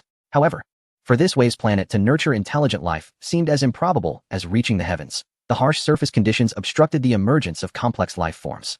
Perhaps only beneath the depths of the ocean could certain exceptional intelligent beings arise. Initially, Li Wenyuan was captivated by the planet itself, for its abundance of water was truly remarkable. Aside from this Waves Planet, the other celestial bodies within this black hole galaxy had succumbed to desolation due to the inhospitable space environment, devoid of any life. Yet, this Waves Planet, despite its comparable size to others, retained a stable atmosphere, with moisture securely confined to its surface. A distinctive scenario. Li Wenyuan pondered the notion that humanity was conducting experiments in this peculiar location, a black hole galaxy, constructing a material decompressor while simultaneously engaging in some form of experimentation. His research vessel approached the tumultuous ocean planet and released numerous drones for reconnaissance. The environment here consisted solely of an endless deep sea, making exploration significantly more cumbersome than on ordinary planets. Although the drones were capable of deep-sea exploration, their efficacy underwater was invariably inferior to that in the air. However, given the unique conditions of this place, Li Wenyuan summoned Grey Wind, eager to ascertain her interest in the area. As he anticipated, Grey Wind exhibited profound curiosity. A planet with 10,000 meters of deep ocean? Was this not an exquisite realm for adventure? She had recently been engrossed in a game titled Deep Sea Horror, developed by the Turbulent Empire, where aquatic organisms possessed a far more intricate understanding of the ocean than their terrestrial counterparts. Even though the mysteries of the ocean had largely been unraveled by contemporary interstellar civilizations, rendering everything exploitable, this aquatic civilization still harbored a reverence for the sea. Their myriad creations were steeped in the depths of the ocean, imbued with ancient primal fears, and these chilling tales flourished across various cultures, giving rise to a cultural phenomenon. Nevertheless, this was merely a seasoning of entertainment, for interstellar civilizations had drained numerous planets of their waters, often failing to witness any of the deep-sea terrors. In the age of interstellar travel, the cosmos's unknowns evoked a far greater sense of dread. Yet, Grey Wind seemed unperturbed. The deep-sea adventure was a narrative she had never contemplated before, perhaps presenting a unique zest alongside the void of space. Without needing to be prompted by Li Wenyuan, she willingly immersed herself in the tumultuous waters of the planet. As Grey Wind and the multitude of reconnaissance drones delved deeper, the internal environment of the tumultuous ocean planet gradually unfolded before his eyes. As anticipated, only simple microorganisms and algae inhabited the surface layer, with even slightly more complex organisms hastily retreating into the depths. The immense tidal forces would upheave the surface of the sea for thousands of meters before crashing down again, an ordeal against which no creature could withstand the colossal impact of plummeting from such heights into the ocean. It was akin to falling onto a rocky surface. However, once they escaped the perilous uppermost layer, the biodiversity of the tumultuous ocean planet flourished remarkably. The light from the black hole's accretion disk struggled to penetrate this depth, allowing the local fauna to evolve in a rather haphazard manner. Lacking eyes had become almost a necessity, as their bodies adapted to the surroundings. One could observe a streamlined species of fish darting through the waters with incredible speed. Its robust musculature was a testament to its adaptation to the pressure, while its powerful tail propelled it through the water like an arrow, leaving a frothy trail in its wake. Before their food could even react, it suddenly lost half of its form, the other half vanishing into the depths of the ocean mere seconds later, while only the satiated predator leisurely swam about. Yet, this was merely one facet of the food chain. From the deeper waters, a tentacle shot forth, dragging the recently well-fed predator into the abyss. And its fate was all too evident. A complete and stable ecological cycle had formed on this planet. And it was within this area of abundant biomass that Li Wenyuan discovered a deep-sea observation station left behind by humanity. What was this? Amidst the curious expression of Grey Wind, a colossal, suspended structure, immobile in the turbulent waters, gradually revealed its full form in the darkness of the ocean. Its appearance resembled that of a massive top, its outer shell coated in luminescent materials, serving as the sole source of light in the lightless deep. Logically, the phototactic nature of deep-sea fish should have drawn creatures to swarm around it, yet a constant barrage of sound waves surrounding this gigantic edifice kept them at bay. Compared to the bustling surroundings, this place was undoubtedly much quieter. Perhaps this was the very condition the deep-sea observation station required. As Grey Wind and his drone approached, he received a signal indicating that this station belonged to humanity. Deep-sea observation station number 003 warm reminder. This is a fishbowl. Please refrain from disturbing the ecological environment here, or a certain unfortunate researcher may lose their findings. A fishbowl? This peculiar designation momentarily stunned Li Wenyuan, but he quickly comprehended its implication. This was likely a cultivation area for experimental materials. I surmise the research topic pertains to the evolutionary processes of life forms in oceanic planets under black hole conditions. In truth, the existence of such facilities is quite normal. Not only humans, but even the contemporary interstellar society, due to rapid advancements in productivity, has initiated numerous experiments conducted on a planetary scale. The galaxy is vast, and it would be unfeasible to confine oneself to a single small planet.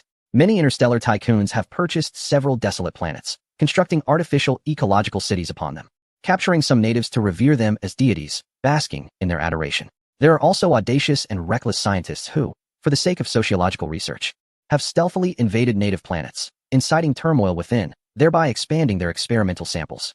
Such actions are indicative of what the interstellar age could achieve. Thus, it is not implausible that humanity of that era created a planetary fishbowl. However, what took Li Wenyuan by surprise was that, apart from the human signal, he also detected other signals. These signals were entirely different from those commonly used by humans, yet they exhibited a discernible pattern, likely emitted by an intelligent life form. After translation, Li Wenyuan's curiosity regarding the deep-sea observation station intensified. It was a distress signal. We are under enemy invasion. Please provide assistance promptly. The chapter concludes with Chapter 116, Fish and Fish Tanks. It is rather inappropriate for a planet of colossal waves, where intelligent life is presumed to be absent, to exhibit signs of possible civilization. The signals emitted from the deep-sea observation station are evidently intended for underwater transmission. These signals, once specialized, can traverse considerable distances in water, yet they are unsuitable for air or vacuum propagation. Consequently, during his time in space, Li Wenyuan received no information regarding this location. However, could such a place give rise to indigenous life? Li Wenyuan was not alone in his curiosity. Gray Wind shared his intrigue. Moreover, the natives appeared to reside within these human-constructed deep-sea observation stations, having even reached a relatively advanced stage of development. Li Wenyuan pondered whether humanity had, after utilizing the fish tank, repurposed it for a sociological experiment. Although humanity had vanished, life here continued to evolve normally, establishing its own civilization around these deep-sea observation stations.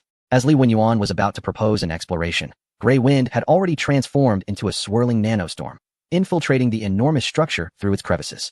Meanwhile, his drone required additional time to gain entry. How remarkably useful nanobots are, he mused, contemplating the future conversion of these research devices into nanomachines. Suddenly, he received a transmission from Gray Wind. The observation station was ablaze with lights, featuring an artificial sun suspended in midair. The atmospheric gas ratios closely resembled those on Earth. Unique buildings, serving various functions, rose within the observation station. These structures, while evidently imitating the station's style, bore a certain incongruity, suggesting they were not crafted by human hands. In addition to these elements possibly connected to the natives, the environment was notably humid, likely a modification made by the local organisms for survival. This colossal observation station, submerged in the depths, could accommodate approximately 100,000 individuals, indicating that its original purpose may have extended beyond mere observation. It might have served as a site for experimentation. Once his drone connected to a port within the observation station, it gained significantly elevated permissions, allowing it to take control of the station's system. After a cursory examination, he grasped its intended function. Deep Sea Observation Station No. 003, now repurposed as a Deep Sea Civilization Experiment Zone. Log Entry 1. The research as a fish tank has been remarkably successful. Following expert recommendations, we introduced a primitive amphibious species into one of the deep sea observation stations. Having previously attempted to cultivate civilization in an orbital station with success, we ponder whether civilization can also emerge from the depths of the sea. With anticipation, we established an experimental evolution accelerator, hoping this group of amphibious organisms would yield unexpected surprises. A civilization experiment station?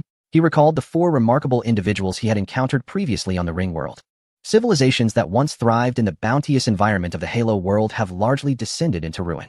In stark contrast, the civilization nestled within the harsh depths of the ocean appears to be flourishing. It is here that Li Wenyuan discovers records pertaining to an evolution accelerator. Experimental Evolution Accelerator. Description: the primitive beings, in their sheer ignorance, have exhausted our patience. Although genetic technology can augment their brain capacity and artificially elevate their intelligence, instilling an understanding of civilization in these lethargic creatures remains a protracted endeavor. Consequently, we have resolved to disengage and employ fully automated machines to expedite their natural selection, allowing the most suited among them to emerge through the brutal crucible of survival. We believe that, having endured such a harsh test of existence, they will finally grasp the significance of civilization. Special note: it works even better in conjunction with the Civilization Accelerator. At this juncture, his database acquires a groundbreaking technology, Brutal Evolution Theory, Technology Level 5. Description: every species that stands atop a planet undoubtedly bears a terrifying past. They have extinguished countless other life forms and traversed numerous cataclysmic events to reach this pinnacle. Yet this process remains too languid. Before they can forge civilization, we can employ external methods to hasten their natural selection. Potential technology, Perfect Evolution Theory 100. Initially, Li Wenyuan harbored little interest in this 5th-level technology, especially since it pertained to species evolution. However, he soon recognized a distinctive feature. This technology bore the ominous mark of a red skull. In his current technological tree, only the Cataclysm Plan, a 7th-level technology with the potential to obliterate the galaxy, shared such a designation. What perils might this brutal evolution entail? As he pondered this, he realized that the human logs abruptly concluded at this point. It appeared that the individuals of that time had intended to return for data collection, but their attention was swiftly diverted, leading them to forget the existence of this experimental zone. Truly, such capricious behavior epitomized the human disposition, Li Wenyuan mused. Though the records belonging to humanity were now absent, the indigenous inhabitants had managed to learn how to utilize the equipment and construct what resembled a local area network. Much of their knowledge was documented within this very network. The encryption methods employed by these natives posed little challenge to Li Wenyuan, who effortlessly breached the firewall and unveiled the trajectory of their civilization's development. Constrained by their environment, this observation station had yet to reach the cosmos, yet it seemed to have fostered a unique cultural milieu. The most apparent distinction lay in their worldview. As they awakened to consciousness within this observation station, they perceived it as the entirety of existence, while the profound depths of the outside world epitomized the cosmos. Their ancient mythology spoke of a deity who created the heavens and earth within the station, isolating the terrifying external realm beyond its outer walls. The mechanical sounds generated to sustain the station's functionality were even interpreted as natural phenomena. For instance, a concealed humidifier embedded in the inner walls periodically emitted vapor, maintaining humidity levels conducive to the existence of these amphibious beings. In their world, this was regarded as a natural law, complete with elaborate explanations. Additionally, a diminutive dimensional generator, left behind by humanity to provide sufficient resources for civilization's advancement, existed here. This miraculous machine, capable of conjuring resources from nothingness, was also perceived as an objective law in their realm. They believed it was commonplace for resources to spontaneously manifest at intervals, an accepted part of their knowledge. Constrained by their narrow environment and limited content, these amphibians developed a societal structure resembling a scientific theocracy. In their worldview, they were the sole heirs to the creation, while the abyss beyond the observation station was deemed a world of destruction, and their domain represented the last bastion of paradise. To secure further habitats, they felt compelled to advance their technology. Li Wenyuan found their societal structure rather intriguing. The sociological experiment conducted by humanity here indeed possessed its own allure. He pondered what thoughts would arise if they were to ascend to the ocean's surface and encounter the true cosmos. As he contemplated this scenario, he discovered that their history did indeed contain instances of such aspirations, albeit categorized as taboo. Many of their scientists were curious about the realms above and below. However, due to the immense water pressure, the technological demands for exploring the depths were far greater, thus rendering upward exploration their preferred choice. Yet, the perilous surface of the ocean claimed many scientists, with only one fortunate individual returning to share his experience. He recounted a broader world above, with a vast sky and a black sun, revealing that their universe was merely a fragment of the entire world. Nevertheless, his assertions were condemned as heretical, leading to his designation as the first to be charged with the sin of heresy. They steadfastly believed that their accustomed reality constituted the true world, and thus, from that moment onward, upward exploration was strictly forbidden. Such actions evoked a particular idiom in Li Wenyuan's mind. Moreover, he became aware of the deeper implications of this aquarium. Do the fish comprehend that they dwell within a glass enclosure? He could not resist glancing at the sky, sensing an unsettling chill that pierced to the marrow, though he could not articulate the source of his unease. Ultimately, after considerable reflection, he documented this tale in the archives, titling it The Aquarium. Chapter completed. Chapter 117. Deep Sea Invasion. Gazing upon the colossal, wave-racked planet that orbits the black hole, Li Wenyuan could not shake the feeling that this might be the most pivotal location within the galaxy. Initially, he had believed that the gift referred to by the professor was the abandoned matter decompressor, yet now he found himself uncertain. Was this planet, dubbed the fish tank, hinting at something deeper? Li Wenyuan mused that perhaps he was overthinking. After all, this seemed to be merely a site for a sociological experiment conducted by humanity. They may have intended nothing more than to witness a spectacle of narrow-mindedness, never contemplating the broader implications. Perhaps I am too sensitive, he chastised himself, burying the thought deep within his mind before resuming his exploration of the history of this amphibious civilization. Despite the prohibition against upward exploration, inquiries in other directions continued unabated. This theocratic civilization, although lacking in some respects, excelled in technologies related to the deep sea. Thanks to their remarkable dimensional fabrication device, their population, though only numbering in the hundreds of thousands, was spared from excessive manual labor, with over 95% composed of specialists in various fields. Through sophisticated deep-sea navigation equipment, they discovered that the external world harbored many uninhabited habitats, essentially deep-sea observation stations situated elsewhere on the planet. This astonishing revelation ushered in a prolonged era of expansion for the civilization, as they devoted nearly a millennium to colonizing all the deep-sea observation stations. Such endeavors successfully augmented their population, ultimately reaching 2 million, a remarkable feat for a deep-sea civilization. However, they did not pursue upward exploration. Under the firm guidance of their theocratic leaders, their focus remained on the deeper realms of the ocean. This decision marked the onset of their calamity, a period they now referred to as the era of catastrophe. Suddenly, a voice broke through the tension, bursting with palpable excitement. Look at that creature. It's the very monster I've envisioned in my dreams. Following the direction of the voice, Li Wenyuan beheld the object of her fascination. It was a terrifying creature resembling a colossal octopus, boasting hundreds of powerful appendages. As the tentacles rhythmically contracted and expanded, one could discern the myriad teeth hidden within, sending shivers down one's spine. Its size was roughly 1/10 that of the massive deep-sea observation station, a structure designed to accommodate tens of thousands of inhabitants, thus indicating an impressively large form. Yet, in the context of interstellar civilization, this creature remained rather diminutive. The spacefaring entities that frequently roamed the cosmos possessed sizes comparable to that of large warships, which is why interstellar civilizations often overlooked the oceanic realm. After all, no matter how vast the denizens of the sea may grow, they pale in comparison to the sheer enormity of those cosmic beings, diminishing their intimidating presence significantly. Moreover, their capabilities are rather limited. It is not merely interstellar civilizations that pose a threat, as even indigenous beings still entrenched in the atomic age could obliterate such creatures with nuclear weaponry. However, for the Grey Wind, which has existed in the vast expanse of space since its inception, this deep-sea behemoth evokes a sense of intrigue. Yet, this particular colossal octopus seems to possess a remarkable level of intelligence. Li Wenyuan is quite certain that the distress signal previously detected emanated from this giant creature, as it is currently waving one of its enormous tentacles with an air of leisure, manipulating a transmitter that is oddly disproportionate to its size, sending out a distress signal at regular intervals. It resembles a lanternfish engaging in fishing. As he explored the pristine interior of the observation station, he noted that the colossal octopus meticulously navigated past every structure and even every plant with great care. It demonstrated an impressive ability to control every inch of its muscular form, causing no damage even while clinging to a large edifice within the deep-sea observation station. However, the amphibious civilization that was once meant to inhabit this space has vanished. Judging by the gnashing teeth writhing within the suction cups of the octopus's tentacles, it is likely that the residents have met a grim fate. Furthermore, he detected a peculiar energy fluctuation emanating from the giant octopus. Have psychokinetic octopuses finally arrived?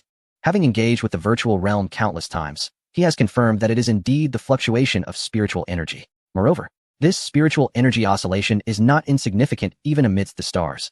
Only a select few masters of spiritual energy can attain such a level. Should this spiritual octopus come to the attention of those idealistic civilizations, it might very well be bestowed with the title of an octopus sage. It is truly astonishing. What has this amphibious civilization accomplished? Li Wenyuan began to examine the classified archives that had been sealed by the indigenous people of this place, and he stumbled upon an intriguing incident.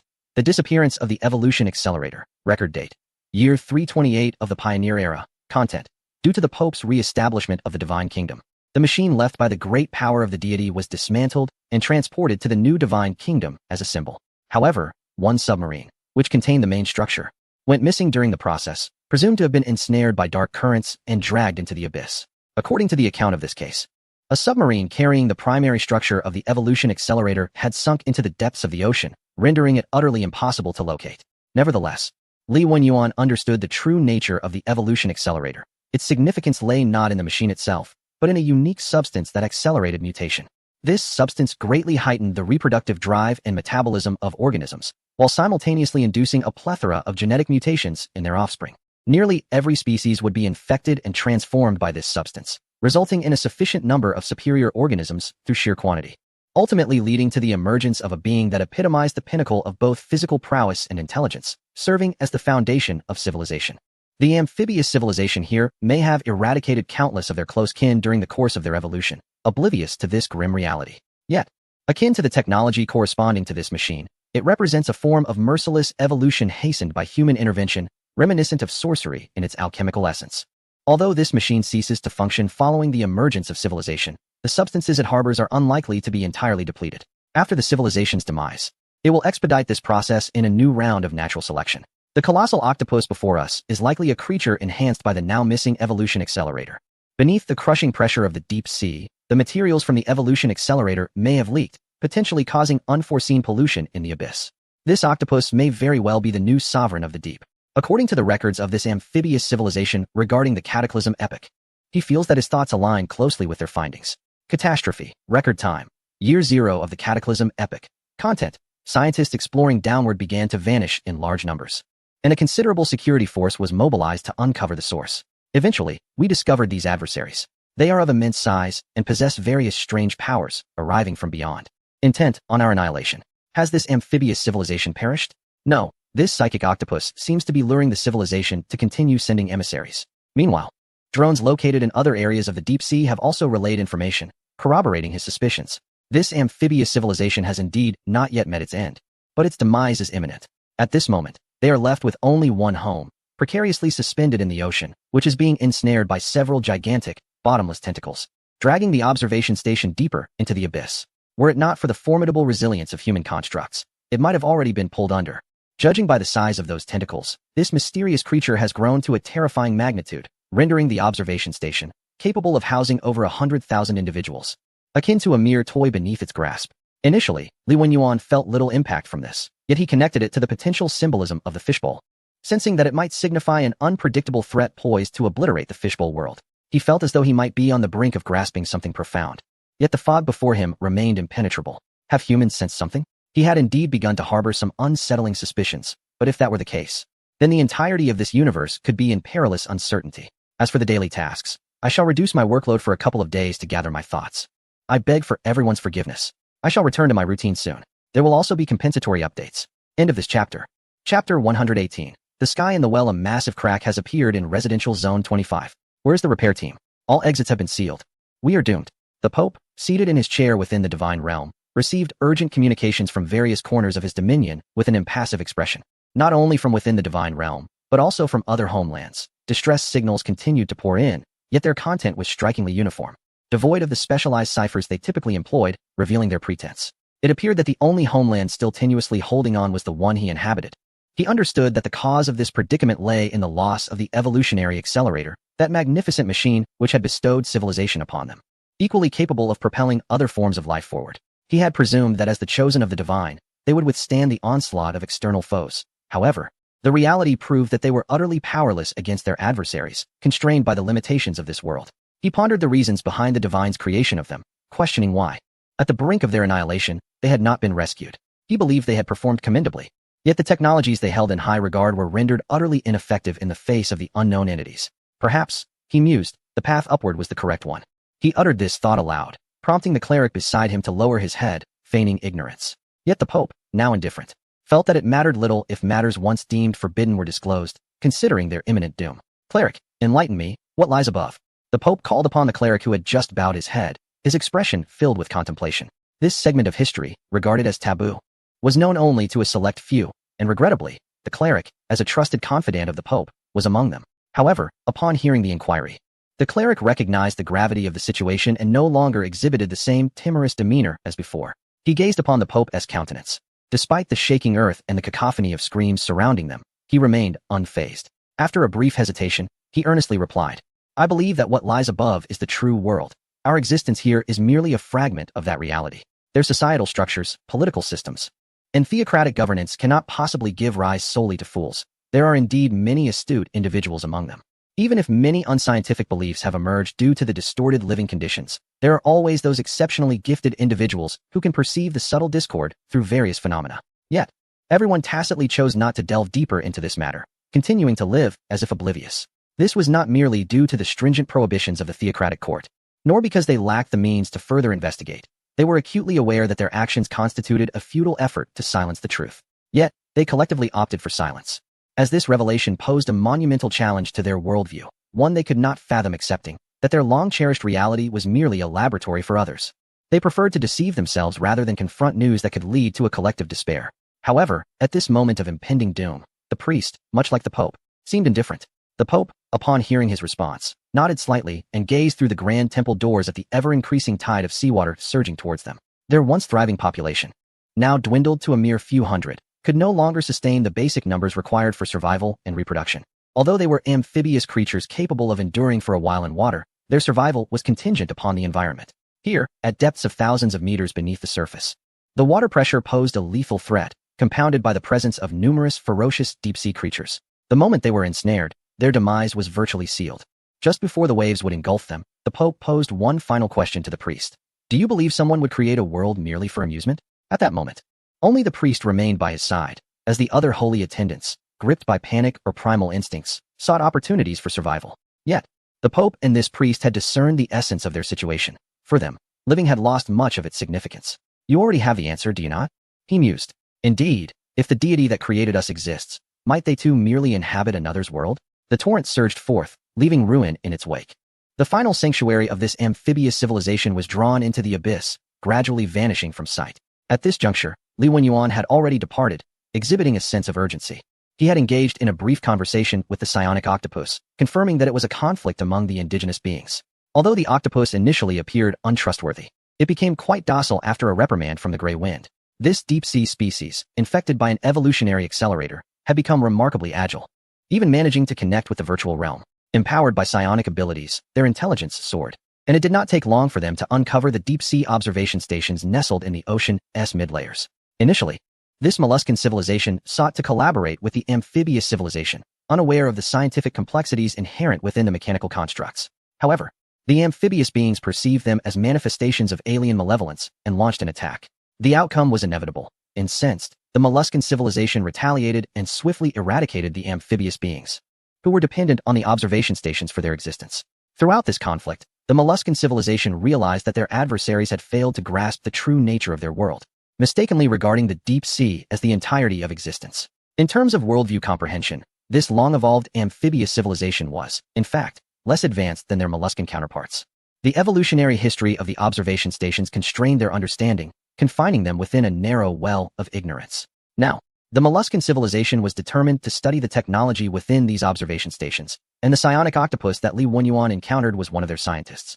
They aspired to escape this water-laden planet and behold the true visage of the cosmos. Before departing, Li Wenyuan left behind the blueprints for the hyperspace engine, with the hope that once they could comprehend and successfully fabricate their own first engine, this galaxy might witness the emergence of a rare aquatic civilization. Yet, this was merely a minor